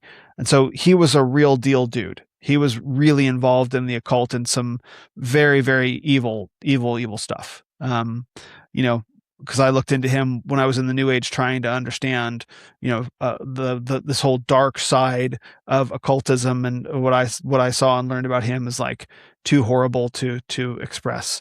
You also have LaVey. Now, so Crowley believed in a supernatural reality, and he communed with it.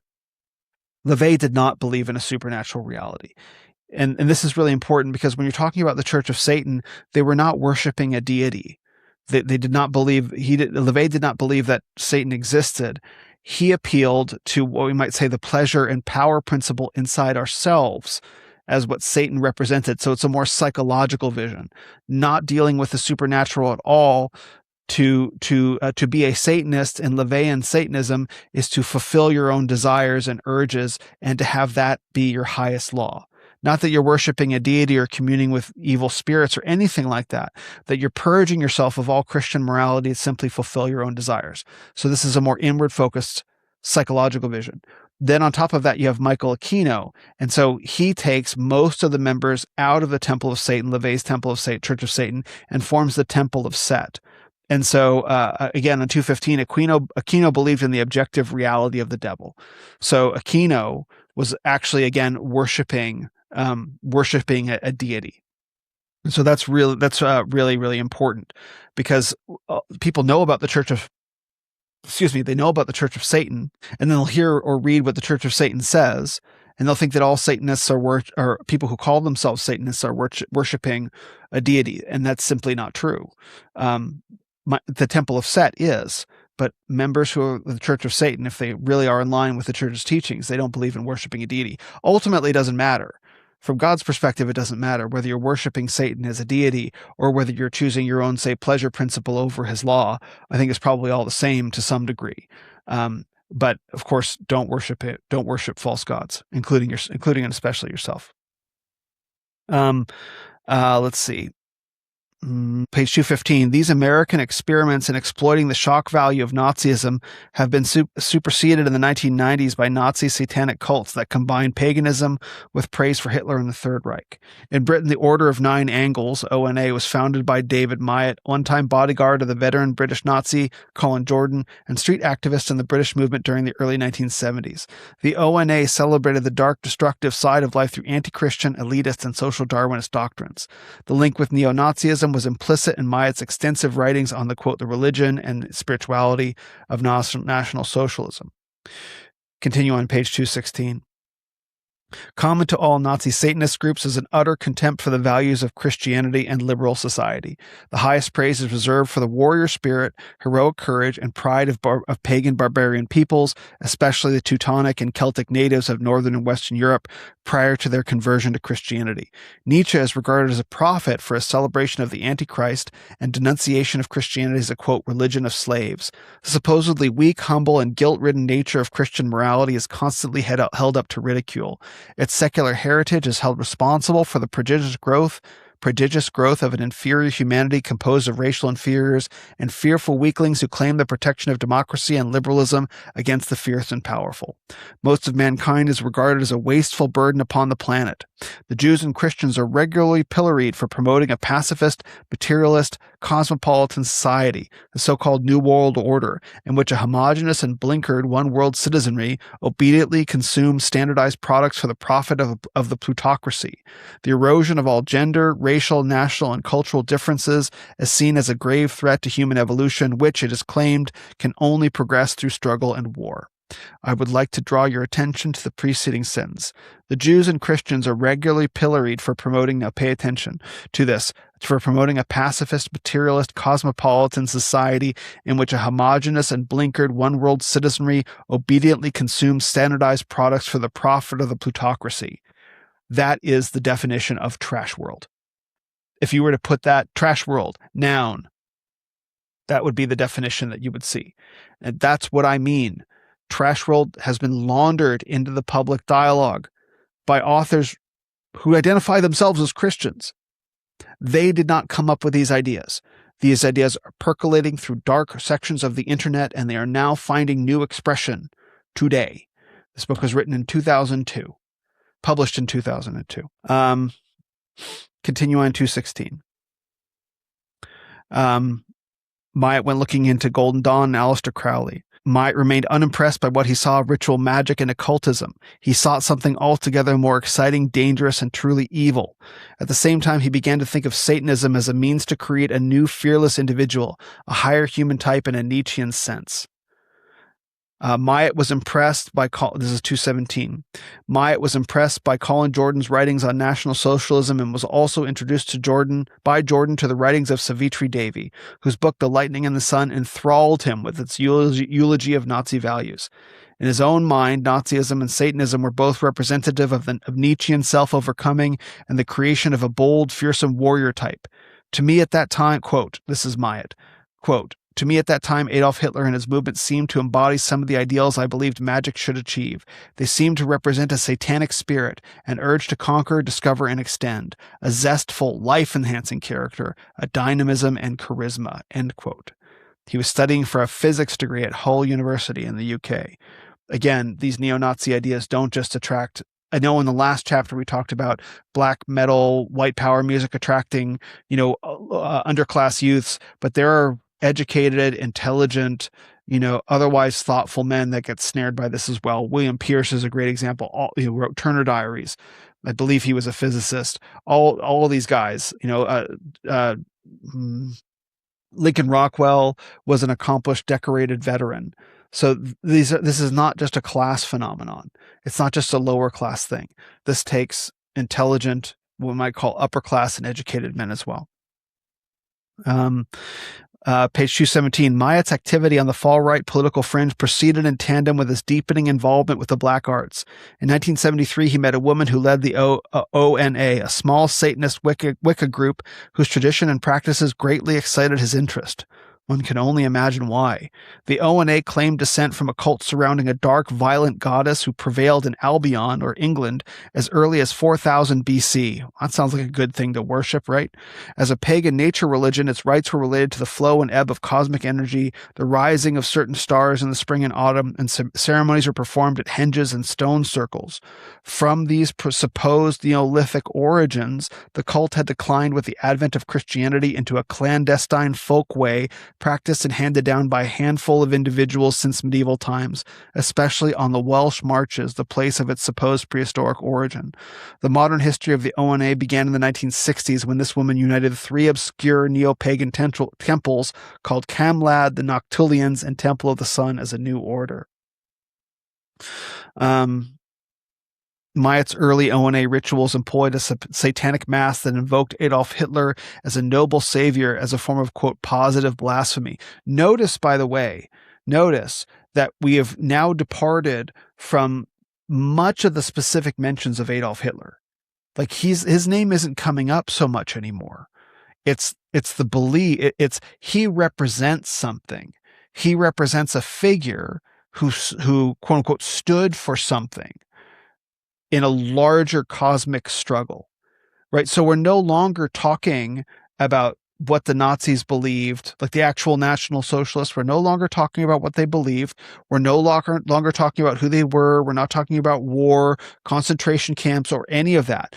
We've now spiritualized this entire white racial Aryan struggle to a cosmic degree that extends, throughout aeons, thousands and thousands of years of, I guess you'd say, like the noble white race propagating virtue, might makes right, until the slave morality of Christianity and Judaism, and Christianity being universalized Judaism, comes in and steals, suppresses, almost triumphs over the noble Aryans. And Adolf Hitler is referenced not as the leader of a German nation that had lost its mind. He's now a figure in a cosmic war. So you notice something very subtle has happened with the dehistoricization of Hitler and the spiritualization and the elevation of him. And so when you take your focus off the actual factual details of history, when you stop reading who the Nazis actually were, who Adolf Hitler actually was, when you stop looking closely at who these people were as men, as real on-the-ground men, and you start looking at themes and cosmic flows of history, and you start looking at, grand narratives, you lose touch with the ground. You lose touch with the ground of what has actually happened in history, and you're at risk of turning something that should be shocking. You're at risk of turning it into something fascinating. That started with the Nazi mysteries several chapters ago. The Spear of Destiny, Raiders of the Lost Ark, Morning of the Magicians, where Hitler and the Nazis were separate, and the UFO stuff, Wilhelm Landig, where they were separated from the historical reality. As you continue iterating on that process, what fades into the background are not just the Nazis and their historical reality, but everything about them save for the figure of Adolf Hitler. And so that is why his image still has so much power, is that they've stripped him of his historical context, of his own biography, and spiritualized, deified, in a very literal sense with Savitri Devi, deified him and made him yet another cosmic character in the story of spiritual evolution and social Darwinism. Now, that is a very subtle thing that's happened. And you can understand that as once you stop looking at the actual on the ground facts and you start looking up into the stars and the cosmos, you come off your feet and you get swept away. And whether you get swept away by esoteric Hitlerism, or whether you get swept away in David Myatt's black magic and occultism, this is the left and the right sort of dichotomy of occultism. You have the occultism on the left that we'll talk about in American Veda, Lord willing, and then you have occultism on the right, which is for this Nazi, this Nazi black magic kind of stuff. And so both of these hold a fascinating power. And that's the point that I'm trying to make, is that the way to combat this fascination, this magic, is to engage with on the ground verifiable facts. And that brings people back down to the ground. It says, let's sit down and let's reason together and let's look at this and wake up, throw some cold water on your face and let's see what's going on.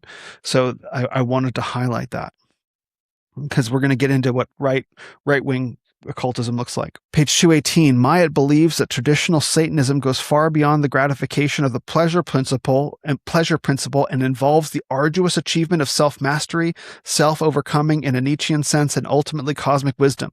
His conception of Satanism is practical and with an emphasis on individual growth into realms of darkness and danger through practical acts of prowess, endurance, and the risk of life. Nature is regarded as the theater of chaotic amoral forces, both light and dark, which drive evolutionary progress through conflict, struggle, death, and survival. The true Satanist must therefore transcend his own limitations in the causal physical world to make direct contact and identify with a supra-personal sphere of acausal, sinister forces in the cosmos. Access to the acausal realm is provided through nexions, gates, or angles on the tree of Wyrd, which provide the name of the order. Wyrd is W-Y-R-D. These nexions are created by evil acts and blasphemous rituals. So what's going on here is that David Myatt has now taken the pursuit of personal power into spiritual realms, where the committing of evil acts and blasphemous rituals gives you access to more and a higher degree of spiritual power, which you can then use to manifest your will in reality. So this is now going into very dark, like will to power doesn't begin. This is beyond Kundalini yoga. This is, I'm going to commit acts of evil for power. And this is a man who idolized Adolf Hitler as having done the same. And that's what I mean. When you show the actual facts on the ground of who Hitler was, it demythologizes him and it brings everything back. So Myatt's going in a very bad direction.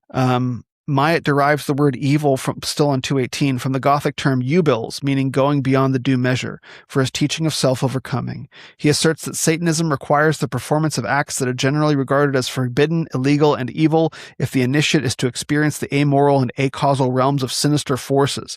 A prime example of this O&A teaching is the practice of human sacrifice as a form of initiation, human sacrifice, and rejection of human morality. Myatt has written guidelines on the selection and testing of opfers, or victims, prior to their ritual execution. Such human culling, quote, human culling is supposed to heighten the Satanist's own contact with the dark acausal forces because war, killing, and bloodshed are held to possess a powerful, sinister, and evolutionary value. Although he claims that the chosen victims are already reviled by society, his mention of Christians and journalists as potential candidates suggests otherwise. Human sacrifice is related to a prehistoric O&A tradition that victims were offered to propitiate the goddess Baphomet at the time of the spring equinox and the rising of the star Arcturus in the autumn. Myatt's defense of human sacrifice has led to acrimonious exchanges and condemnation by Aquino and others who seek to make Satanism socially acceptable. I mean, like, it really doesn't go too much further than that. It just doesn't. Satanism requires the performance of acts that are generally regarded as forbidden, illegal, and evil if the initiate is to experience the amoral and acausal realms of sinister forces. This is seeking for power to a new level. Like I said, we're getting into some dark stuff. The O&A possesses a graded hierarchy designed by Myatt, the sevenfold way for the training of Satanists. Continue on in the middle of this paragraph on 219. Manipulation of others, the charisma of power, sexual and material pleasure are experienced through active practice. He talks about aeonics. 220, a form of O&A magic directly concerned with history and politics. Myatt's ideas on the subject were inspired by his reading of Arnold Toynbee, A Study of History, which maintains that every higher civilization passes through an organic life cycle of growth, challenge, maturity, and decay. Talking about, again, cyclical history, the universal state or imperium of the West, which Myatt associates with the Nazi revival, should commence in the period 1990 to 2011 and last until 2390 AD. Still, let's not wait for that. And this gets pretty interesting. This imperial future is jeopardized by the intrusion of a magical energy both foreign and hostile to the native archetypes of the Western Aeon. Here Myatt borrows the ideas of the Magian soul from Oswald Spengler and the Jewish, quote, cultural distortion from Francis Parker Yockey, which you may remember from a couple episodes ago. Magian interference in a Faustian culture has led to an inversion of heroic, confident, and vigorous attitudes into feelings and ideas based on anxiety, guilt, and deference to inferiors and competitors. Myatt claims that the, quote, Nazarene/Magian ethos produces Christian faith and dogma, moral and political abstractions, rather than embracing action and real experience of the world. This allegedly negative spirit has morbidly influenced Western civilization. Quote, this is Myatt. From being a pioneering entity imbued with elitist values and exalting the way of the warrior, and thus enshrining a master morality, it has become essentially neurotic, inward-looking, and obsessed. The dogma of racial equality, the sham of democracy, and the myth of the Holocaust. Those are all Myatt, end quote. Together with humanism, communism, and capitalism, he defines as Nazarene, i.e. Christian archetypes opposed to the fulfillment of Western destiny in an imperium. Cyclical history. Myatt asserts that Aeonics can oppose this current by using satanic ritual to channel acausal sinister energy into the political present. Myatt seeks to destroy Nazarene archetypes and values. Christianity and Magian decadence will recede.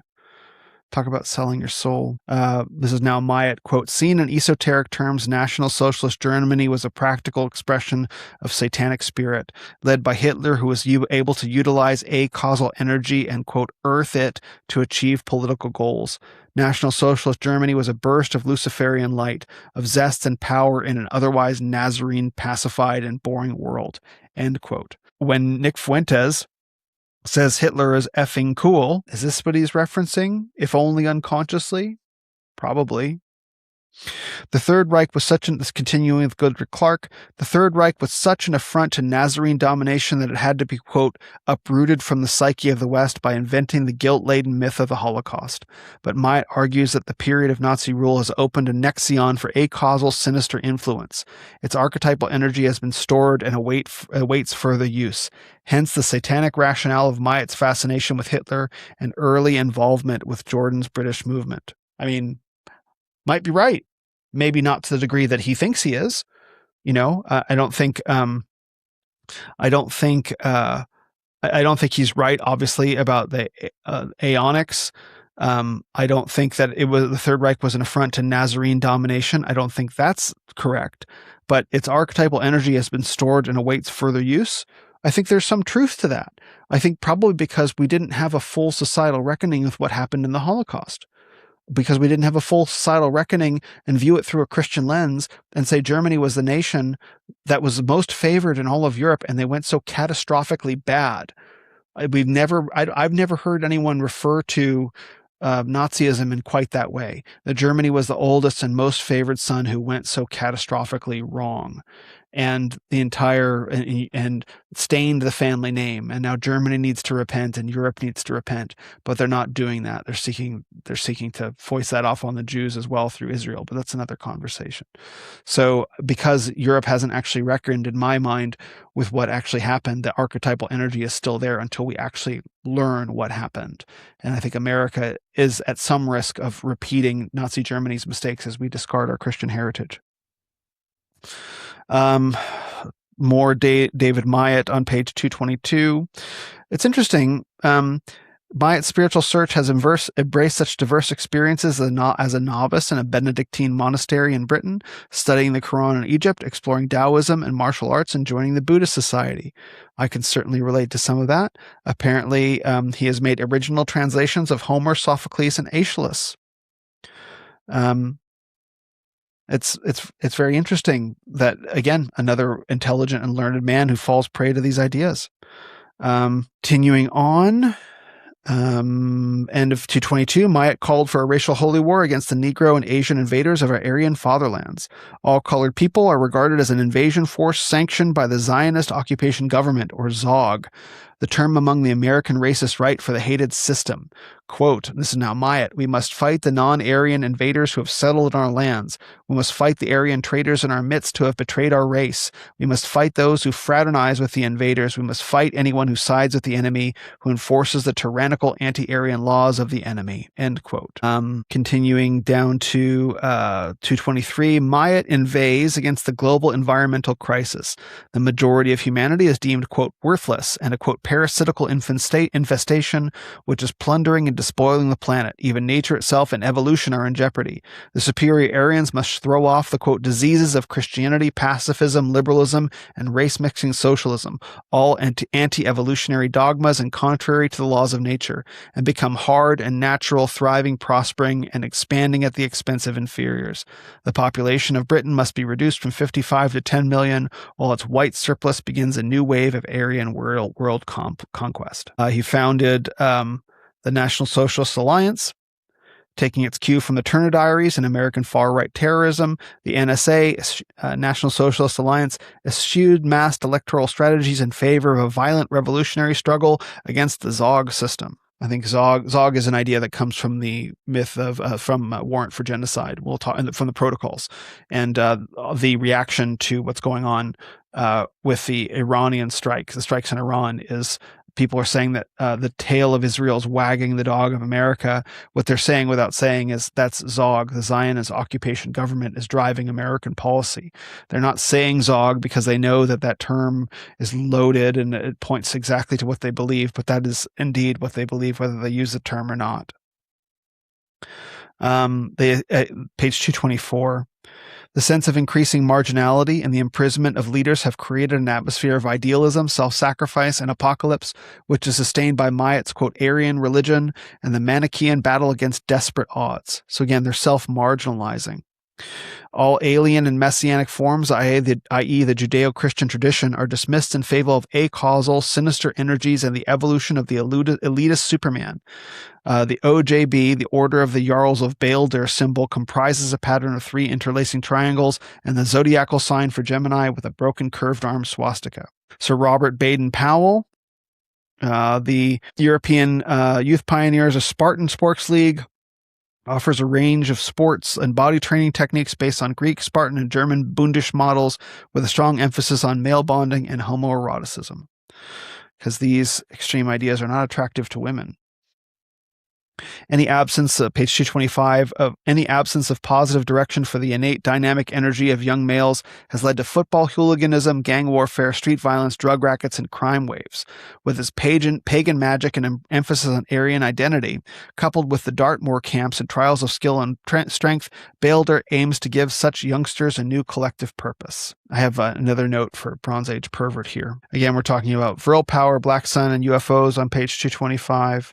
Francis Parker Yockey and Savitri Devi again is mentioned. Carrie Bolton talking about political zines like The Realist, The Watcher, and The Heretic, which interviewed Charles Manson, and review of Satanic Arson in Norway by Varg Vikernes. That's 3 stars, no more than 3 stars for that arson, Satanic Arson. Definitely low effort. I'm kidding. Quote, totally rejecting the moral dualism of the Western collective unconscious originating in, quote, Zoroastrian Judeo-Christian belief, end quote. The OSV, what does the OSV stand for? Practice, well, it doesn't matter. The OSO, so the Ordo Sinistra Vivendi, the OSV practices satanic rituals while advocating heresy and the sinister way to restore a balance between creation and destruction. Man is a carnal animal, and the Satanist must free himself from all dogma and assert the instincts of his animal nature. LaVey, Crowley, and Nietzsche are each praised for their attack on Christianity and, quote, all slave moralities, religions, and ideologies which would level mankind down to an egalitarian, undifferentiated herd. End quote. National Socialism is celebrated as the collective realization of this ethos. It's amazing what happens when you don't actually read history. You can see things that aren't actually there. We're talking now about Carrie Bolton, a man named Carrie Bolton. He's introduced on page 226. A worldwide Satanist network revolves around the activities of Carrie Raymond Bolton, who operates from Wellington and in New Zealand. Here are some quotes from Bolton. He denounces Christianity as a slave religion, in contrast to Nietzschean elitism. Quote, humankind is as much as part of the food chain as any other organism. Better be the predator than the prey. Quote, Superman's instinct creates his morality. Quote, what is good is whatever strengthens. What is bad is whatever weakens. Quote, the Superman is not constrained by the moralities and superstitions of the herd. Quote, the common religion of the inferiors is equality and the welfare state. These give them an unjustified sense of worth and an unearned sense of security. Quote, the ignorant vote of the herd disenfranchises the informed vote of the few. Quote, the dominant morality and religion of the West has a common basis, universal equality. From this spring the dogmas of democracy and socialism. Quote, the crusaders for human rights toil to keep alive what would and should perish. Just a couple pages left in this chapter. This gets very interesting. I love this. I haven't heard this term. Page 229, the Puritan Jewish plutocracy hankers after the messianic vision of a new world order in which their elites will preside over the docile, obedient mass of humanity. These elites seek to undermine all national, cultural, and ethnic differences in order to, quote, reduce humanity to a mass of interchangeable economic units, produce and consume automatons in a world state, end quote. That's Carrie Bolton. Bolton regards capitalism as the negation of evolution as it levels mankind into one huge global consumer market undifferentiated by gender, culture, or race. That's not capitalism. That's crony capitalism, consumerism. He sees fascism and Nazism as the only genuine rebellion against these leveling forces of democracy, Marxism, and plutocracy, hamburgers and Coca-Cola. Their racial collectivism fulfills the biological and cultural assent of mankind in accordance with the Nietzschean and Faustian imperative. The Nazi Satanists must deploy a sinister dialectic of crisis creation to disrupt all messianic trends toward one worldism. And then they're reading Dietrich Eckart, Hitler's occult mentor. New edition of Savitri Devi's The Lightning and the Sun. Talking about Savitri Devi, page 230. And Julia Savola, ding, ding, ding, ding, ding, once a chapter, and Ezra Pound, which is interesting. Following Bolton's increased interest in Francis Parker Yockey as a third-way theorist, the magazine has recognized the communist revolutionaries Mao Zedong and Che Guevara as allies against the globalist capitalism of American plutocratic world hegemony. Seeking to recruit Stalin for his role of great authoritarian figures in the West, Bolton claims that Stalin destroyed the old Bolshevik revolutionary elites as Zionists and agents of international capitalism. They have such a strange relationship with communism. Is communism a Jewish thing? Is it evil? Do we hate communism? Or do we love communism when it shows up in Stalin's authoritarianism or China? This is strange. It's a strange, like, they don't really know what they believe around certain things. Like, they're willing to soften some edges instead of saying, making a firm commitment. And then page 231. Nazi Satanism is surely the most extreme example of the cultic revival of fascism. Taking their cue from LaVey and Aquino, these neo-Nazi groups combine satanic rituals and magical invocations with Hitler worship and Nazi ideology. The Nazi Satanist attack on Christianity, even more vehement than its anti-Semitism, reiterates Nietzschean notions of the Superman and social Darwinist concern with power, conquest, and the survival of the fittest found in old National Socialist doctrine. Socially, however, these practices represent the transgressive behavior of extremist sects that actively embrace their own marginalization. Indeed, the self-conscious association of Nazism with sacrilege is specifically intended by its devotees to highlight the very blasphemy of Nazism. When Nazi Satanists perform their sinister rituals with Hitlerite references, they embrace a dark will to power and rehearse a murderous intent toward their enemies. In this cultic milieu, the trappings of Hitler and Satan both represent charged symbols for elitism combined with anger and aggression toward the New World Order, capitalism, Christianity, democracy, other races, and humanity in general, or quote, the herd. The swastika and Third Reich imagery join black candles, skulls, and magical pentagrams in a tableau of ritualized transgression and exclusion from the rest of society. And I have in my notes here, self-marginalization. And now they're attempting to re-mainstream a lot of these ideas. I don't know whether that's actually possible. And so it does not, in my experience, get any darker than that. That might be one of the darkest things I've ever heard. That you frame murder, mass murder, as a good, as an expression of the will to power, and you channel all of that energy to destroy, the world as it is today because you hate it. Like, can you imagine anything more Satanist than that? Like truly satanic, as in to destroy everything. Souls, Christ, civilization, everything. Of course, the world is open to critique. There is plenty to critique. But if you begin committing acts of murder and violence and blasphemy to acquire spiritual power, to produce worldwide revolution, to celebrate your own ethnos, your own skin or your own Aryan nature, right? And celebrating, worshiping deities, acausal, sinister forces, congratulations, you are now at the bottom of the hole. And there's not really a way out. And I told you I would tell you what happened with David Myatt.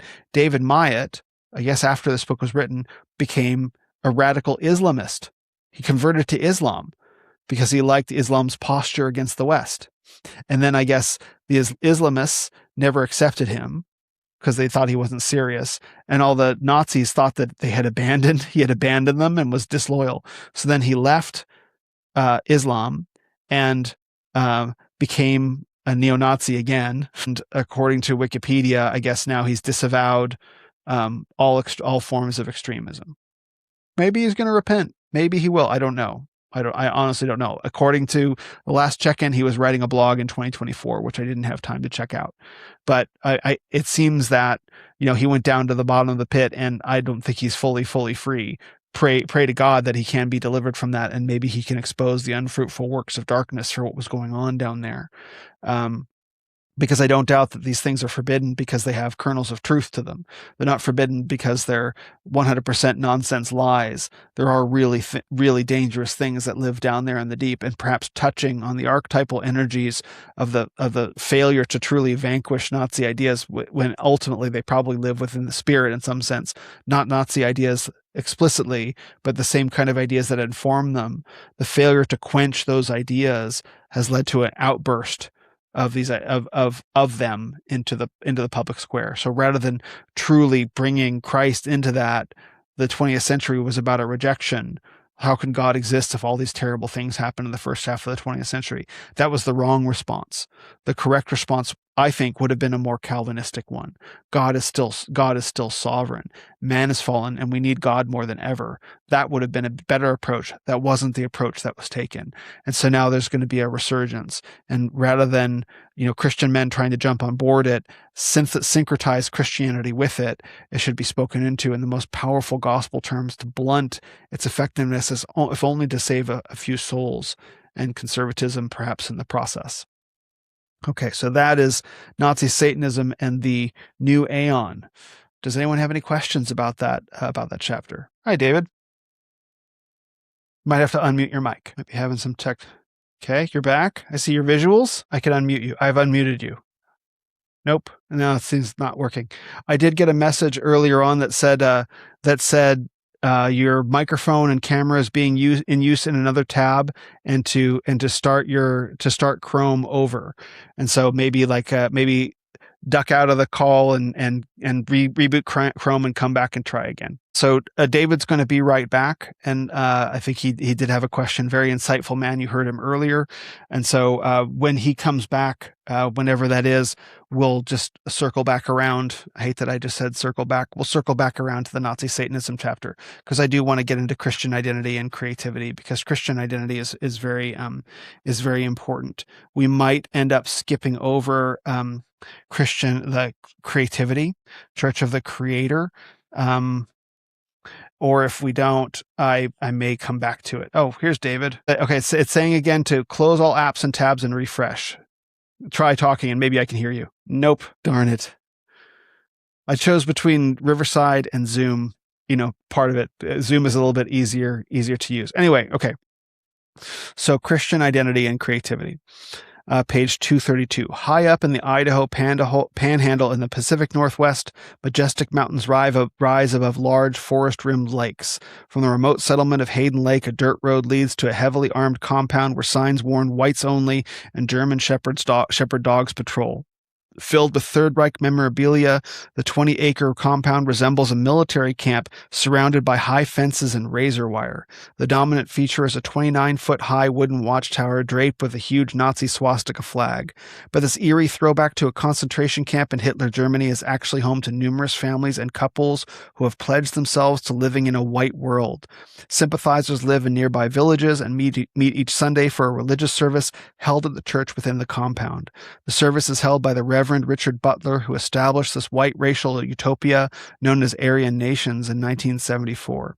He begins the service with an outstretched right arm salute before launching into a sermon about the rising tide of color and the ends who are getting preferential treatment as whites become an endangered minority in their traditional ethnic homeland. Butler inveighs against the political class as destroying the white race. Americans have not been conquered by the Jews, the blacks, Mexicans, or Asians, but they have been deceived by their own weakness and allowed 19 million white babies to be butchered by abortion.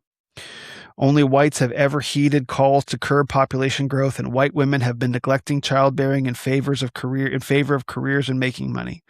Advertising, media images, and television encourages white women to take black husbands, while education, books, and materials promote ethnic minorities to the detriment of white majority heritage and culture. Butler ends his sermon with his rallying call, quote, "As long as this alien tyranny evil occupies our land, hate is our law and revenge is our duty."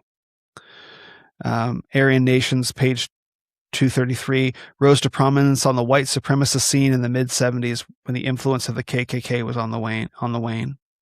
Richard Butler, an enthusiastic pastor of the racist, anti-Semitic Christian identity movement, preached a radical doctrine as Church of Jesus Christ Christian on the Aryan Nations compound. He told his followers that Christian identity gave whites, quote, "divine permission to hate." There are a lot of men that call themselves Reformed Christian pastors that seem to think that they have divine permission to hate. And I read this and find myself wondering if they are not going in a Christian identity direction. We'll see more. 234. What was the content of Butler's gospel that can motivate young men to commit reckless acts of insurrection against the multiracial Leviathan?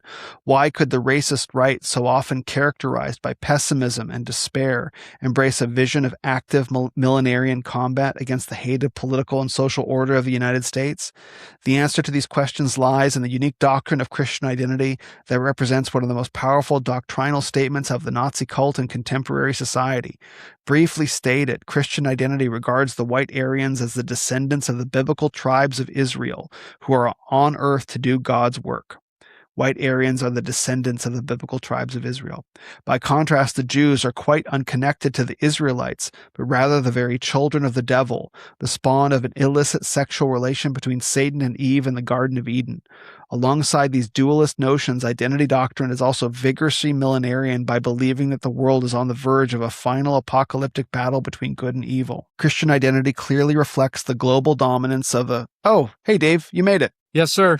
Sorry about that. Yeah, I can hear you now. No problem at all. Did you have a question? I did. And I apologize if you'd rather keep going. I can always hold this back off. But a thought occurred to me as you were talking about LaVey, and I wanted to get your take on my thought process here. As LaVey was more interested in worshiping self, and not in a true Satan as a deity, but focusing people on worshiping themselves. And it seems to me that as that whole concept of self worship is antithetical to Christian beliefs, but yet we seem to have people who are borrowing that to the extent that it's no longer self worship, but worshiping the selves. So as it gets to from an ethnic standpoint. And it's not a well-formed, well-thought-through way to present the idea. So understanding that you can't worship yourself because that is an anti-Christian standpoint, but you can almost worship yourself if you consider yourself to be part of the tribe, part of the clan, part of the ethnos. How would you react to that? I mean, I agree. It's never framed in as explicit terms. And I think what separates LaVey from what you're describing is LaVey says it outright. Like you worship by fulfilling your own needs for pleasure and power. And that is a good, and that's expressed in clear terms. But yes, I would say that not just on the right with a lot of the ethnic aspect, like you can worship yourself by lionizing your own ethnic identity. That it's also on not only on the right, but it's also on the left as well, is that we have substituted. I think the author Alan Bloom wrote a book called The Closing of the American Mind many years ago. Very popular book. And he said in that book that the soul has been replaced with the self. And that's a very subtle but important shift, where rather than believing that we're transcendent beings, created by a creator, we're creatures bound to a moral law, the fulfillment of self as in a deity kind of sense is the most important thing. And that self, I mean, we can talk about Rise and Triumph of the Modern Self by Carl Trueman, expressive individualism. That self-worship shows up in lots of different ways. And so on the right now, it has taken on an ethnic component where you worship yourself through your own skin color, but it is not made as explicit as LaVey did. Yeah, that nails it. Thank you. Yeah, you're welcome. I appreciate the question, because I think it's really important, because there is a lot of self-worship going on, as if you're, but you see in what we're talking about, this belief that because you have white skin, that you're of some superior race or some superior evolution or some superior planet in the cosmos somewhere. It's just like, it's insane where they try and put it, because they can't put it on the Bible.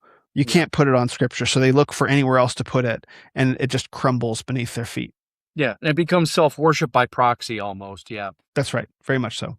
Thank you. Yeah, you're welcome. Thank you. So we'll continue on with Christian identity and creativity. I believe that I was on page 234. Great question, by the way. Thank you guys for all the great questions.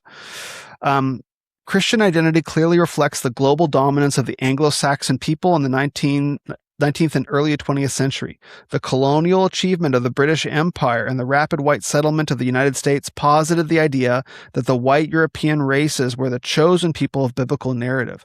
The corresponding elaboration of the Israelite identity of the Aryans, matched by the relegation of the Jews, created an Aryan mystique grounded in biblical Christianity. I would say attempted to ground itself in biblical Christianity. The universalism of the New Testament is thus subordinated to the tribal covenant and racial exclusivity of the Old Testament, in which the Aryans claim God's favor in lieu of the Jews as God's chosen people. This gospel is logically mirrored by virulent anti-Semitism. The Jews are regarded as the cosmic arch-enemy, for they have stolen this birthright and are bent on vanquishing the Aryans through economic enslavement, colored immigration, and race mixing. The growth of Christian identity in the United States after the Second World War indicates Americans' strong attachment to Christianity to guarantee their status as pilgrims, pioneers, and settlers of the Promised Land. Christian identity combines a contemporary appeal to white supremacism with the 2,000-year-old tradition of Christian anti-Semitism. The notion that the Jews, together with the colored pre-Adamic races or mud people, have conspired against the white Adamic people throughout all time is strengthened by the belief that the world is now almost entirely of the grip of these anti-Aryan forces. The United States government is seen as the manifestation of this evil tyranny, generally known by Christian identity followers, as ZOG, Zionist Occupation Government. Still, the marginal political status of identity in American society belies its capacity to offer a theological rationale for militant opposition to multiracial society that can erupt in acts of millennial violence. Again, this is racial holy war. This is what David was saying earlier about the holy war with a racial character. This is the Adamic people of the white races against the pre-Adamic mud people, Jews, and literally everyone else. So that is Christian identity, that white people are God's true chosen people, and everyone else is literally the seed of the serpent, as in the product of sexual union between the serpent and Eve. Later, I may get into this. The offspring of Eve and the serpent is said to be Cain, and so and that's linked to Canaanite, all these other peoples, and that's where all these evil people came from. So, you can see this is what I mean about the mutilation of biblical theology. It only works if you read the Bible in a particularly perverse kind of way. This idea that God's chosen people are marked by the color of their skin and everyone else is not. But it's drawn from British Israelism, page 235, a sectarian religious movement originating in the 19th century England. John Wilson claimed that the British were the lineal descendants of the 10 lost tribes of the northern kingdom of Israel, whose religious election was illustrated by the increasing world domination of the Anglo-Saxon and Celtic peoples. The British were deemed to be the descendants of Ephraim, while the settlers of North America sprang from Manasseh. However, the movement itself was originally Philo-Semitic. The Jews themselves were deemed heirs of the 2 tribes in the southern kingdom of Judah, whose destiny was linked to the British Israelites and a millennial vision of the future. So the British Israelites, they were the lineal descendants of the 10 lost tribes, and then the Jews themselves in Israel were the 2 tribes of the southern kingdom. But then that continued through William I. Cameron, to bottom of page 235. Cameron was a notorious anti-Semite who had begun his career as a writer for Henry Ford's weekly newspaper, the Dearborn Independent. He became its editor in 1921 and ran a weekly series of anti-Semitic articles, later collected in a 4-volume work under the title The International Jew. I mentioned this earlier. These articles introduced the American public to the Protocols of the Elders of Zion, the czarist invention that has become the most famous anti-Semitic book of the 20th century. By the mid-1920s, he was Henry Ford's press relation manager, a position he held until the early 1940s. His combination of the myth of Jewish world conspiracy with British Israelism was a signal episode in the rightward anti-Semitic shift of its membership and discourse. So you can see that through Henry Ford, someone who worked for Henry Ford's newspaper, was where British Israelism was syncretized with the Protocols and produced Christian identity. So British Israelism used to have a regard for the Jewish people, then it encountered the Protocols. The Protocols warped their view, and out of that you get Christian identity, that now the white peoples of Britain and Europe are the good guys and the Jews are the cosmic bad guys. This is how powerful the Protocols is. And this is why we're going to be covering Warrant for Genocide next. I definitely encourage you to please join. Please join. If you don't join to read along with us, then please, I urge you to listen to those sessions when we record them. Talks a little bit about the Sephardic and Ashkenazi Jews, resented and perceived as unassimilable. This is by the British Israelism in America. The Ashkenazic Jews provoked hostile theories concerning their racial origins. Lothrop Stoddard, the leading racial theorist of the interwar period, had described 2 races of Jews. The aristocratic Sephardic Jews who entered the Mediterranean world were the genuine Semites. However, the Ashkenazic Jews were a mixture of diverse bloods whose features reflected intermarriage with the Hittites. These Eastern Jews had migrated into southern Russia, where they then blended with the Khazars, whom Stoddard regarded as a combination of Turkish and Mongoloid peoples. Tucker Carlson parroted lots of that. Although Stoddard had no connection with British Israelism, the movement readily adopted the Khazar identity of the Jews as a further means of invalidating their claim to be the descendants of the biblical Hebrews. And I have someone in my comments literally today saying, I would like to see a DNA test to see whether the people of Israel are genetically linked to the people of the biblical times. That is what this is. That is what this is. They are Khazars. They're not real Jews. They're fake Jews, is the claim that's being made. That's where this comes from. By the 1960s, when Christian identity was established as a force on the extreme right, the Khazar ancestry of the Jews was a firm article of faith. Still the case. In 1948, the year of the creation of the State of Israel, C.F. Parker, I believe another British Israelist, repeated the view that there were 2 races of Jews. He considered Zionists to be almost exclusively Ashkenazim and therefore Esau-Edomites, descendants of Esau and Edom. If the Sephardim were pious and apolitical, the Ashkenazic Zionists shamelessly mobilized their financial and political influence of European and American Jewry to support their campaign for a sovereign state. The Jews have seized the Holy Land from its rightful owners, Israel, Britain. 238. bottom of the page. Christian identity doctrine progressively removed the Jews totally from the domain of humanity. As we have seen from the 1930s onward, movement writings increasingly called into question the religious authenticity and racial homogeneity of the Jews. Even the originally Philo-Semitic English movement limited the Jews to the tribes of Judah, while the Anglo-Saxon Celtic tribes of Israel assumed the senior partnership in the quest for Jewish conversion and the millennial resettlement of all Israel. Then it was suggested that Jews had intermarried with the offspring of Esau to become the Edomites. Canaanite and Hittite blood was supposed to have further compromised their racial identity until their Semitic inheritance was drowned in the Asiatic gene pool of the Khazars. As Michael Barkun has observed, while the Anglo-Saxon claimed for themselves the biblical role of Israel, the Jews' claims were progressively delegitimated. First, they needed the protection of the European Christian tribes of Israel. Then they lusted after strange peoples to become carriers of tainted and alien blood. Finally, they were mere impostors masquerading as the heirs of a biblical people and credited with plots and revolutions compatible with the protocols of the elders of Zion. Like I said, that's why we're doing Warrant for Genocide. Let's look at what the protocols of the elders of Zion is. Let's look at this straight on. Primary source documents, very important. However, British Israelism went a stage further in the demonization of the Jews. This worldview was based on 19th century theories of a pre-Adamic race of inferior bestial creatures, quite separate from Adam, who was regarded as the son of God and the first white man. But the Adamic race was threatened by evil. In this narrative, the devil assumed humanoid form as the, quote, serpent and sexually seduced Eve.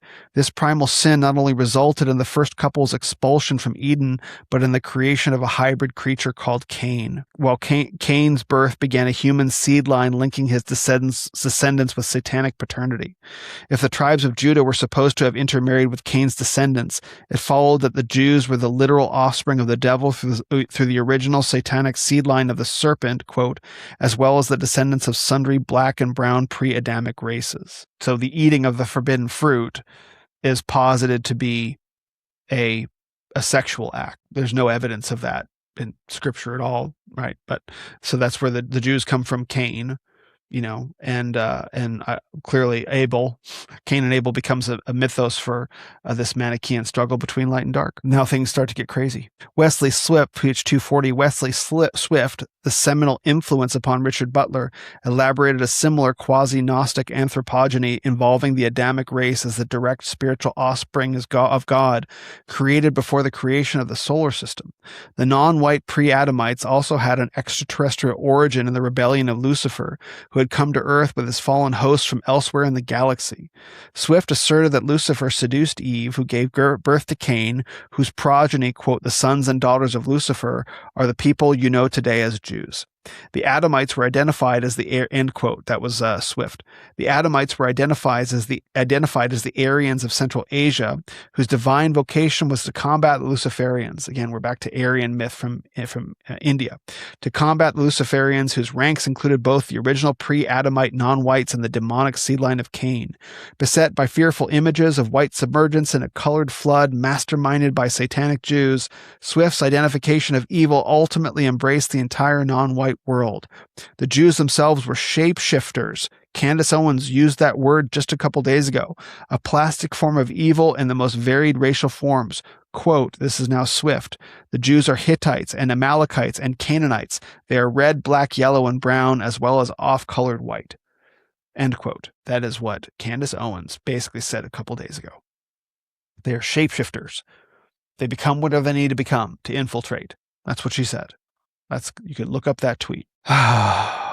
Richard Garrett Butler says this is fatiguing. Like, this stuff is so fatiguing. You can understand why it seems that Goodrick Clark kind of ran out of gas writing the book. Like, bro, I just can't do this anymore. Richard Garrett Butler studied aeronautical engineering, enthralled by Joseph McCarthy's anti-communist hearings, believed that America was, quote, beset by Jewish communism. In June 1964, Lincoln Rockwell met with Wesley Swift, whose quotes we just read, to discuss a close working relationship motivated by Rockwell's view that the American Nazi Party needed a pseudo-Christian theology to attract more members.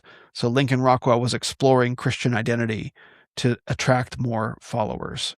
This is Butler, quote, the Jews are literal children of Satan in the world today, the descendants of Cain, who was a result of Eve's original sin, her physical seduction by Satan, end quote. This is Christian identity. Only this, quote, only the single united will of the people of the racial nation, end quote, can produce the racial state, while there can be no separation between spiritual worship and the political state. So you can see now why Christian nationalism starts getting a little too uncomfortably close to Christian identity. Spiritual worship in the state, fusion, Christian Catholic integralism, Christian identity, Christian nationalism. You can see why Arvol started to, be featured by Arvol as an influencer. He was interested in Christian identity. He was on Joel Webbin's podcast. Joel Webbin interviewed Arvol, who was into Christian identity. You can start to see why. Aryan Nations Catalog, Illuminati, Federal Reserve System, and the Protocols of the Elders of Zion. Butler describes Christianity and race as the twin foundation of, quote, the will to power and world leadership inherent in the soul of the seed of Adam, end quote. In September, page 244. In September 1983, a militant racist sect called the Order was founded at Medellin Falls, Washington. Also known as the Bruder Schweigen or Silent Brotherhood, this terrorist group was led by Robert J. Matthews, who had a long history of far-right links, including the John Burke Society and tax resistance. His plan was the creation of a small cell that had the will and resources to attack and overthrow the Zionist occupation government, ZOG, of the United States. For this purpose, he required funds to buy arms for a guerrilla campaign against the state, which it was expected would lead to a mass revolt of the white population. The Order began its operations with a large-scale counterfeiting and armed robbery, stealing $3.8 million from a Brinks armored car in Ukiah, California in 1984, July. Other acts of violence included the assassination of Alan Berg, a Jewish radio presenter in Denver, known for his outspoken opposition to right-wing groups. Matthews was killed by the FBI in a siege on Whidbey Island, Washington, in December 1984, while the remaining Order members were apprehended in 1985 and 1986. This is, again, more on Matthews. He initiated his first 9 members into the Order as they clasped hands by candlelight in a circle around a participant's baby daughter, symbolic of the white future, and pronounced the following oath, quote, this is Matthew, I, as a free Aryan man, hereby swear an unrelenting oath upon the green graves of our sires, upon the children of the wombs of our wives, upon the throne of God Almighty, sacred be his name, to join together in holy union with these brothers in this circle, and to declare forthright that from this moment on I have no fear of death, no fear of foe, that I have a sacred duty to do whatever is necessary to deliver our people from the Jew and bring total victory to the Aryan race. End quote. Christian identity, David Lane, 14 words, 14-word press, drove the getaway car for the Berg murder, Oswald Spengler, Decline of the West. In his final open letter addressed to his local newspaper, Matthews described the process of his own politicization.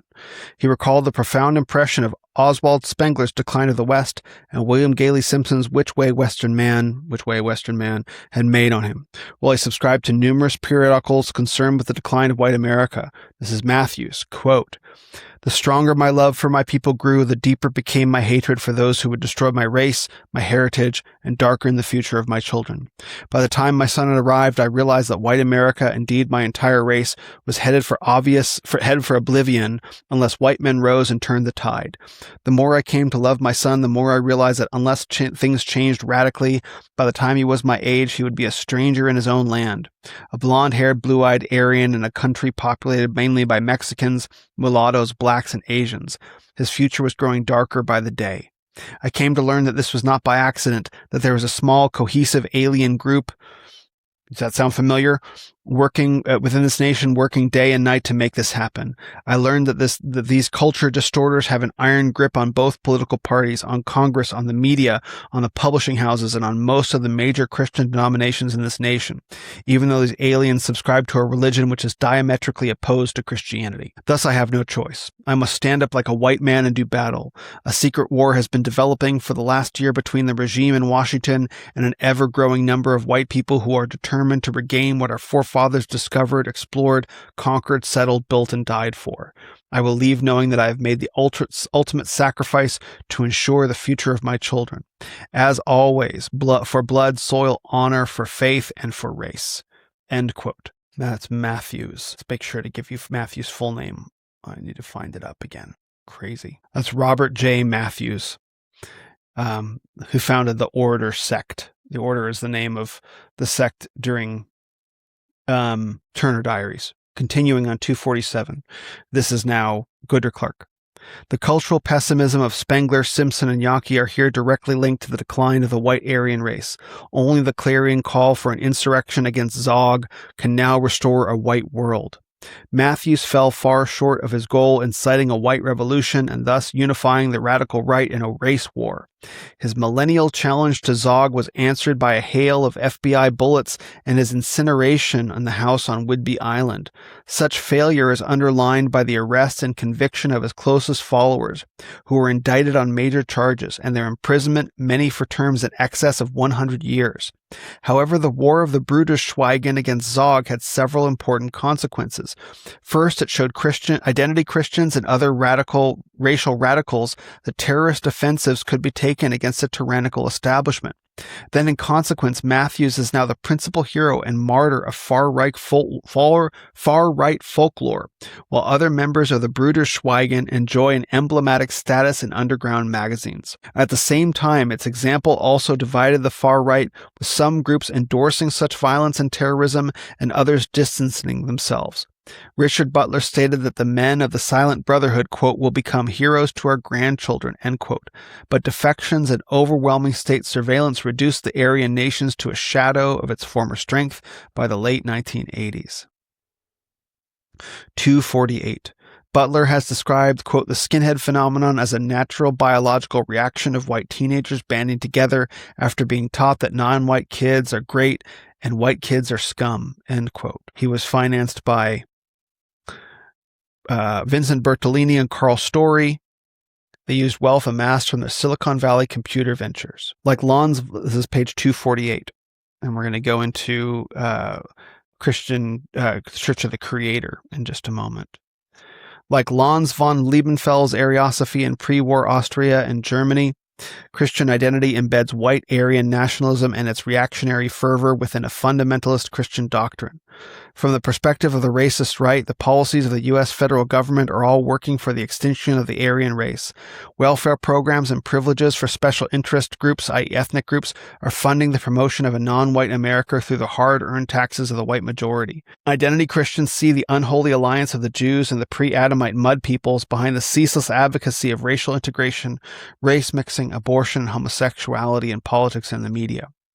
Government programs to subsidize drug abusers, to offer welfare to immigrants and asylum seekers, and to provide sexual education due to fear of AIDS are seen as conspiracies to debilitate and debauch the American population to the point of total dependence on a Jewish sovereign elite presiding over a new world order. Identity Christians believe that a liberal, multiracial society virtually outlaws the discussion of racial inequalities, such as black educational achievement, criminal demography, and the relative ethnic percentages of the prison population. Any such inequalities are deemed evidence of white racism. Meanwhile, they condemn any reverse discrimination which grants blacks and other ethnic groups special racial privileges. They see the authorities as indulging the expression of ethnic racial identity and even antipathy toward whites, while imposing severe penalties on protagonists of white power and white separatism. Identity Christians are inured to being held up as objects of scorn and branded as bigots through the mainstream media, which constantly preach a message of integration and race mixing, together with the acceptance of abortion and homosexuality. They see the permissiveness of democratic society as clear evidence of the Jewish conspiracy to lead the Adamic Aryan people astray from God's laws in order to enslave them. Identity Christians ultimately see the politics of liberalism and racial equality in terms of demonic deception. For the underlying issue at stake is not so much white supremacism, but the threatened submergence of God's chosen people, white Israel, in the dark gene pool of the pre-Adamic mud races. Their Manichaean belief in a satanic antagonist is absolute and the defining feature of their political outlook. So, Christian identity. That's a lot of reading. Again, to call it Christian identity is silly. It has nothing to do with Christianity at all, as I think you can see. It's a mutilation of scriptural truth, with extra biblical sources of authority. There is no evidence in scripture that Eve had sex with the serpent to produce Cain. That is another idea that produced a whole serpent seed race that are called the Jews, and they are set up against the white man, Adam, the children of Adam and Eve. That's how that's That's how that's set up. So they go all the way back to the Garden of Eden to find their doctrines. And so they split the whole world literally into light and dark, right? And so they call that Christian identity. And again, if you listen very closely to the rhetoric of some of the podcasters, if you listen very closely to the ideas, don't listen specifically to the words. Listen to the ideas. Take a step back and hear what they're saying. And start asking yourselves, is this content creator laundering Christian identity, the Christian identity worldview into a reformed or otherwise Christian podcast? Just filter it through and see what happens. I think you will see some pretty shocking parallels of language. Some things that just shouldn't be there. If you're expressing biblical truth in a clear and historically sound, scripturally sound, confessionally sound way, you should not be saying these things.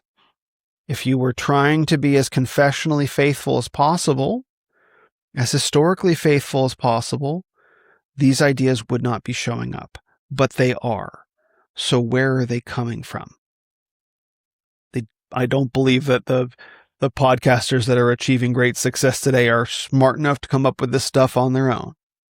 I just don't. I think that these ideas, as I've said many times, they existed in the underworld and the underground of American culture, and then into the internet, and then when everything became a lie, they burst into these communities. And now these ideas of whether it be Christian identity, esoteric Hitlerism, or whatever have been showing up in Christian spheres. And the guys are at least smart enough to know they can't be saying these things outright. But people like Candace Owens, Tucker Carlson, Megyn Kelly, even Dan Bilzerian, Fresh and Fit, Sneeko, Kanye West, start talking about these ideas at the heights of culture, that creates cover to start slowly coming out of the shadows. And you see that with Michael Spangler, right? You see that very much with him. Hitler Hated Christ talks about a lot of this stuff. And so what we're seeing is people aren't willing to say these things in the open, but they're getting air cover from multi-million follower influencers, Fuentes, even Alex Jones a little bit, to start bringing these ideas into the open. Where are they coming from? As you've heard me say, this is not new. It is a continuity. This is a long battle that's been fought for decades, centuries, who knows how long. And so now I'm reading this book, The Protocols of the Elders of Zion, so we can start bringing these things into light and you can see them for what they are, because this is what they are. I only wish Goodrick Clark were alive today so I could ask him questions about all this. So, all right. We're on the home stretch of Christian identity and creativity. We're getting into Church of the Creator, COTC, on page 249. Although theologically quite distinct from Christian identity, the Church of the Creator is motivated by similar fears for the survival of the white race in an America subject to mass third world immigration. To secure the future of whites against racial submergence, the Church of the Creator calls for a racial holy war against the colored races in the United States, together with the Jews who are supposedly using the blacks, Hispanics, and other mud races to degrade the white race. The COTC rejects Christianity as a quote, suicidal religion, which the Jews originally introduced to demoralize and ultimately destroy the Roman Empire through race mixing and universalism. The COTC, page 250, was founded in 1973 by Ben Klassen, a wealthy real estate developer, in order to promote creativity. That's capital C, a new religion dedicated to the resurrection and redemption of the white race. The idea of a racial religion was the culmination of Klassen's odyssey through the American far right in search of solutions to the nation's ills. In November 1966, Klassen ran successfully for election as a Republican Florida state representative, but found that his concerns with the, quote, Jewish problem and opposition to civil rights drew the fire of the press and even criticism from fellow Birchers. Klassen was repeatedly disappointed that none of his political affiliation would recognize that it was the Jews rather than communists or liberals who were at the root of the conspiracy to destroy America. Even though top Birchers admitted as much in private, they took the view that the charges of anti-Semitism would finish the John Birch Society. That is true. Oh, I wish I knew that earlier. Clausen founded his own Nationalist White Party in November 1970. The 14-point program of the NWP, tellingly described as a creed, claims that the white race was created in the image of the Lord as his noblest and highest creation. However, the white race is now in mortal danger of being, quote, mongrelized and enslaved by a diabolical worldwide conspiracy, end quote, as set forth in the Jewish Talmud, the Protocols of the Elders of Zion, and Karl Marx's Communist Manifesto. Here it is again. Diabolical worldwide conspiracy. 251. The program evidently owed much to Clausen's reading of The International Jew by Henry Ford. Quote, I believe this is Ford. The Jew has been a blood-sucking parasite on the backs of the white people since the dawn of history, promoting the collapse and destruction of every civilization the white man has ever built. The white race has now become the most persecuted, abused, plundered, and mistreated people on the face of the earth.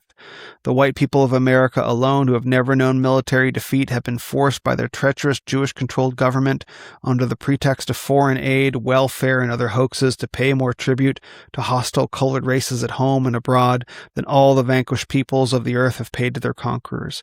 The white man has lost control of his land, his government, his schools, and his money. End quote. This is now Goodrick Clark. Such traditional discourse of Jewish world conspiracy was updated through the claim that the Jews were exploiting the colored races to undermine white Gentile Americans through the civil rights movement and rising levels of immigration. I think this is Clausen. I don't think this is Ford. Let me check really quick. I'm gonna check the footnotes or the endnotes. Notes to chapter. This is 41.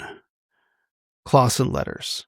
Got it. So, since the African Negro, this is Clausen, creator of Church of the Creator, COTC, the Church of the Creator. Quote, Clausen, since the African Negroes were brought to America as slaves largely by Jewish slave traders, they have been a serious problem to white America and a spreading cancer in our midst, greatly aggravated by the Jewish drive to mongrelize the white race. Their presence here in America is a dire threat to the very survival of the white race itself. Under the present course of events, America will be a polluted, brown, mongrelized mass of riffraff and scum by the end of the century, reduced to a level of degradation where our white civilization will collapse. We are determined that this must not happen to God's finest and noblest creation, the white race. End quote. That's Clausen. That sounds so familiar to me. I'm so fatigued reading that because I've seen that so many times. If you're listening to this, please start asking creators talking this way some very hard questions.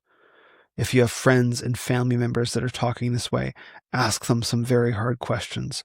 Buy this book, read it, see it for yourself. This is exactly what's going on. Page 252. Clausen soon began to identify Christianity as a major part of the problem. He went further in a complete rejection of Christianity. He regarded Christ's Sermon on the Mount with his teachings, judge not, love your enemies, turn the other cheek, sell all thou hast and give it to the poor, and resist not evil, as, quote, suicidal advice concocted by the Jews for Gentile consumption. By charging the Jews with using Christianity to destroy Roman morale and civilization, Clausen presents a simplistic anti-Semitic version of Evola's critique of Christianity's effect on the Roman Empire.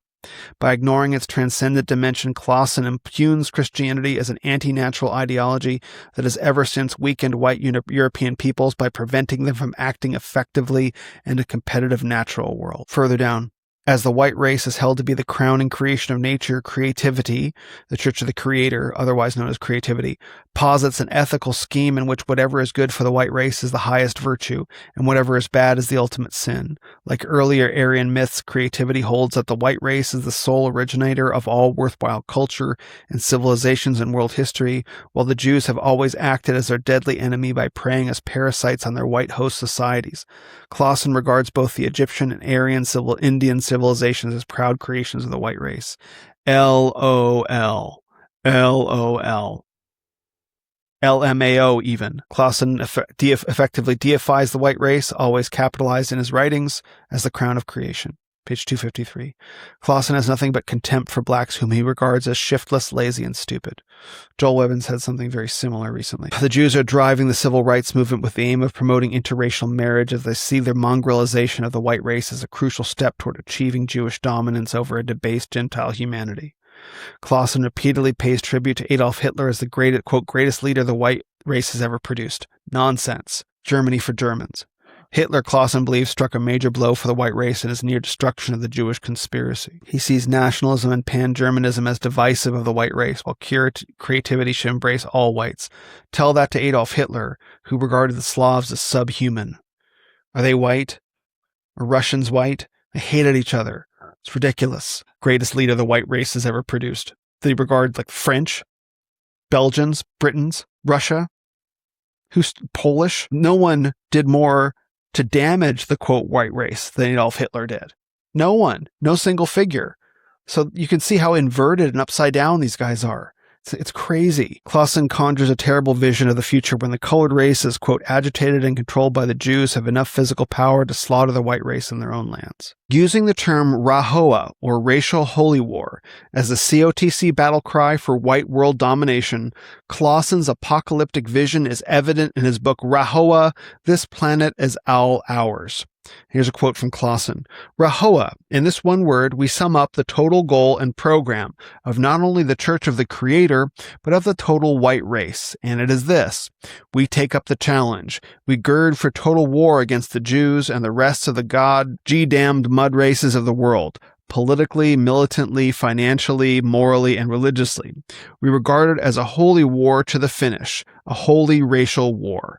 RAHOWA is inevitable. It is the ultimate and only solution. End quote.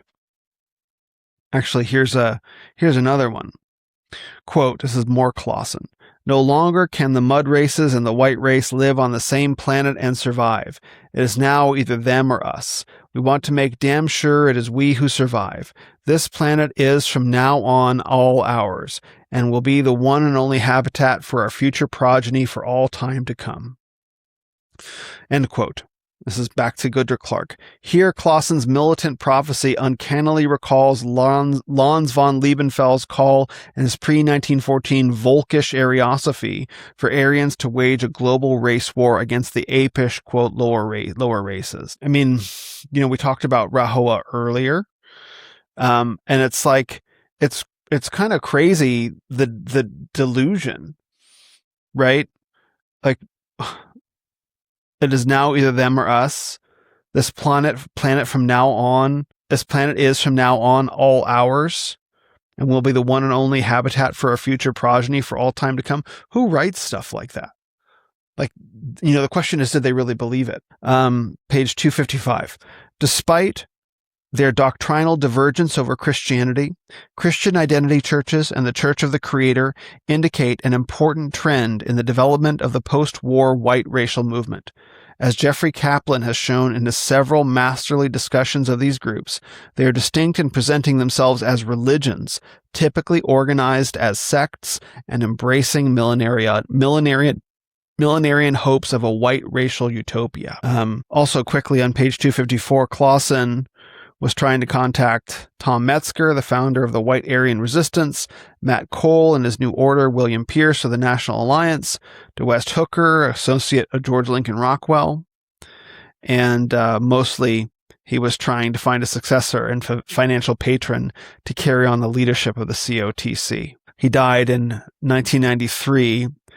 After he died, the movement floundered as a loose association of skinhead groups until Matt Hale took over its remnants in 1996, renaming it the World Church of the Creator, WOTC. Hale has successfully expanded the number of active WCOTC state chapters from 8 to over 30, with overseas organizations in Belgium, France, Sweden, Canada, and Australia.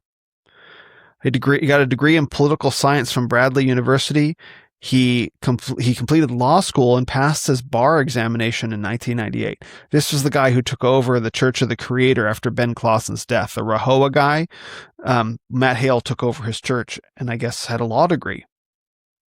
So again, I emphasize that these movements aren't just for lower class uneducated youths. They do attract otherwise intelligent, educated men, right? And I'm told that before he lost his mind, Michael Spangler was one of those men. That he was quite brilliant, I'm told. And it's sad to see what can happen to men when they get taken with these millenarian racial ideas of supremacy. It's quite sad and quite scary, and I hope quite humbling, as well, as we all take a moment to take stock of, ideas that can take hold of men, and that can happen to literally anybody. It can, like, everyone gets taken with a bad idea, with a scam, with a broken worldview, with someone taking advantage of them, with a confidence ploy, right? Investing in something they shouldn't have, right? This just happens to be particularly destructive, but it's sad and scary and humbling to see what human beings, fallen, unredeemed, broken, unregenerate human beings, can fall prey and be susceptible to. Okay, now we're going to conclude the Christian identity chapter. Thank you all so much for sticking around while we finish this. And I'm definitely recognizing these book club sessions take a lot longer than I expect they will. So I'll see what to do about that. Concluding the Christian identity chapter. Quote, page 256. Confronted by the entrenchment of multiculturalism and affirmative action in liberal society, certain white nationalists feel so embattled and disinherited that they can express their ideology only in terms of sacred, absolute affirmations. Hence their flight into sectarian, quote, churches underpinned with racial theologies of white identity and supremacy. Their abandonment of political parties with the National Socialist label, indeed their avoidance of political activity as such in a liberal society profoundly hostile to their views, suggests a certain historical parallel. The intellectual origins of National Socialism can be traced to the German Volkisch groups and sects espousing nationalist and anti-Semitic doctrines in Austria and Germany at the turn of the last century. Discouraged by liberal political establishments, these groups incubated reactionary ideologies of German racial identity, which then found overt political expression after the privations and loss of the First World War. It seems likely that these new religions of white identity in the United States and other white nations facing growing ethnic minorities are performing a similar incubatory function, all the more virulent for their political marginalization and repression.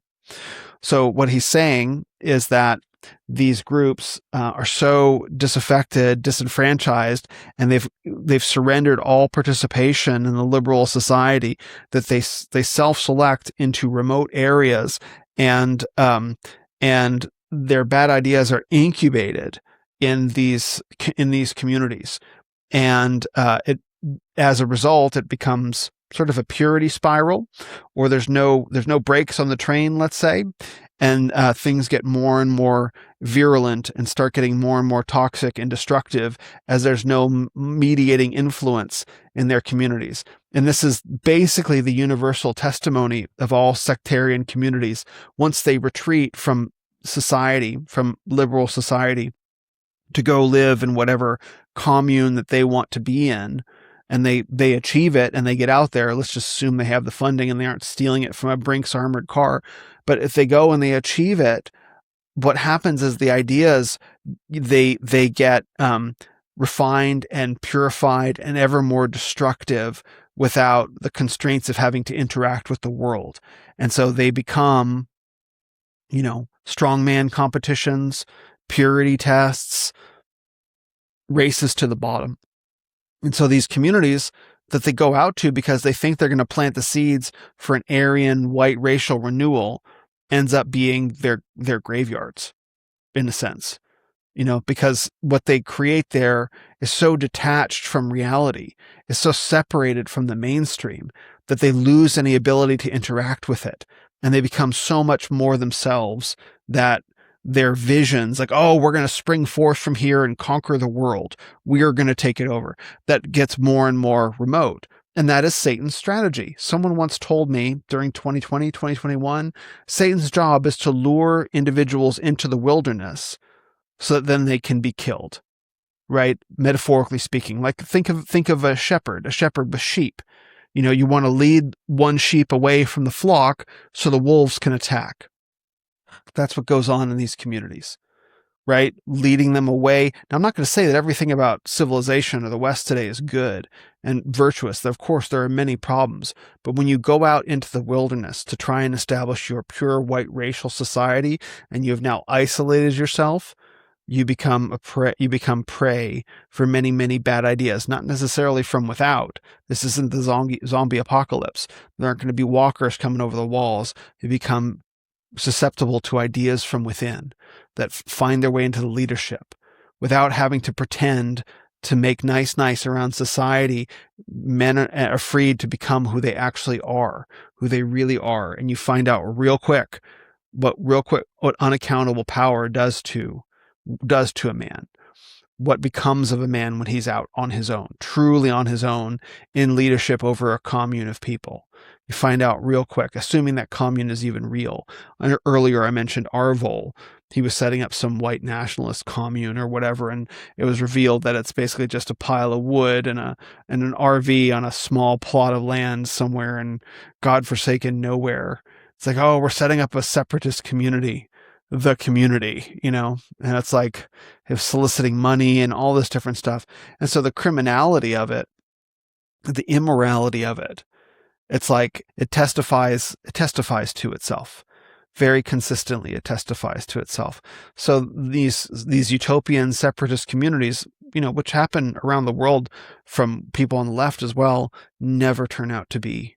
They never turn out to be what they're promised. It is impossible for them to become what's promised, right? That's not to say that, the only place to find any amount of consistency is in interaction with the world, but you need to set a set of biblical principles that everyone is accountable to outside of themselves. And they have to be biblical principles. They can't just be man-made principles. They have to be biblical because they have to have a binding authority, a binding and immutable authority. Confessionalism works pretty good because you acknowledge that this is older than us, this is bigger than us, this is higher than us, and it points to a source more authoritative than us. And that's the only thing that can hold communities together. Once it becomes because I say so, then you get into survival of the fittest, and then purity testing and all sorts of politics and alliances, and the whole thing collapses in on itself and explodes like a dwarf star. And so, but these guys don't realize is they think they're retreating to the wilderness to build their white racial utopia. And what they find is something much, much worse. And that's the universal testimony of what's going on. And so there are some of those projects in the works that are being talked about by some folks in the Reformed camp. And, I don't necessarily have a good outlook for them. I'd like to believe for their own sake that they can escape the fate that has met many of these communities. But once you start making racial segregation a core principle of what you're doing, where are you getting that idea from? You're probably not getting it entirely from Scripture. So what is your extra biblical authority? Where does that come from? Let's examine that. Well, maybe it needs to be examined. All right. Thank you all for listening so much. Thanks to everyone for all the questions. Next session in 2 weeks will be the last Black Sun Book Club session. And then we'll move on to Warrant for Genocide. Hopefully it won't be too late by that point. So we will be tackling the last 50 pages. So chapter 13, Nordic racial paganism, chapter 14, conspiracy beliefs in the New World Order. You guys should probably enjoy that. And then the brief conclusion, the politics of identity. And so we will complete Black Sun. All of these episodes will be made available.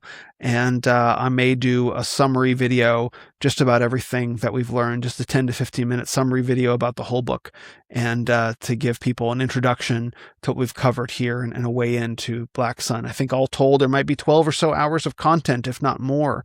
And so thank you all who have been listening to all of it. And I hope it has edified you. I'm sure it hasn't inspired you.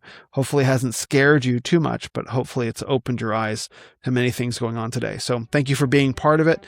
I look forward to continuing and concluding the journey in a couple weeks. All right, everybody. Thanks so much, and God bless.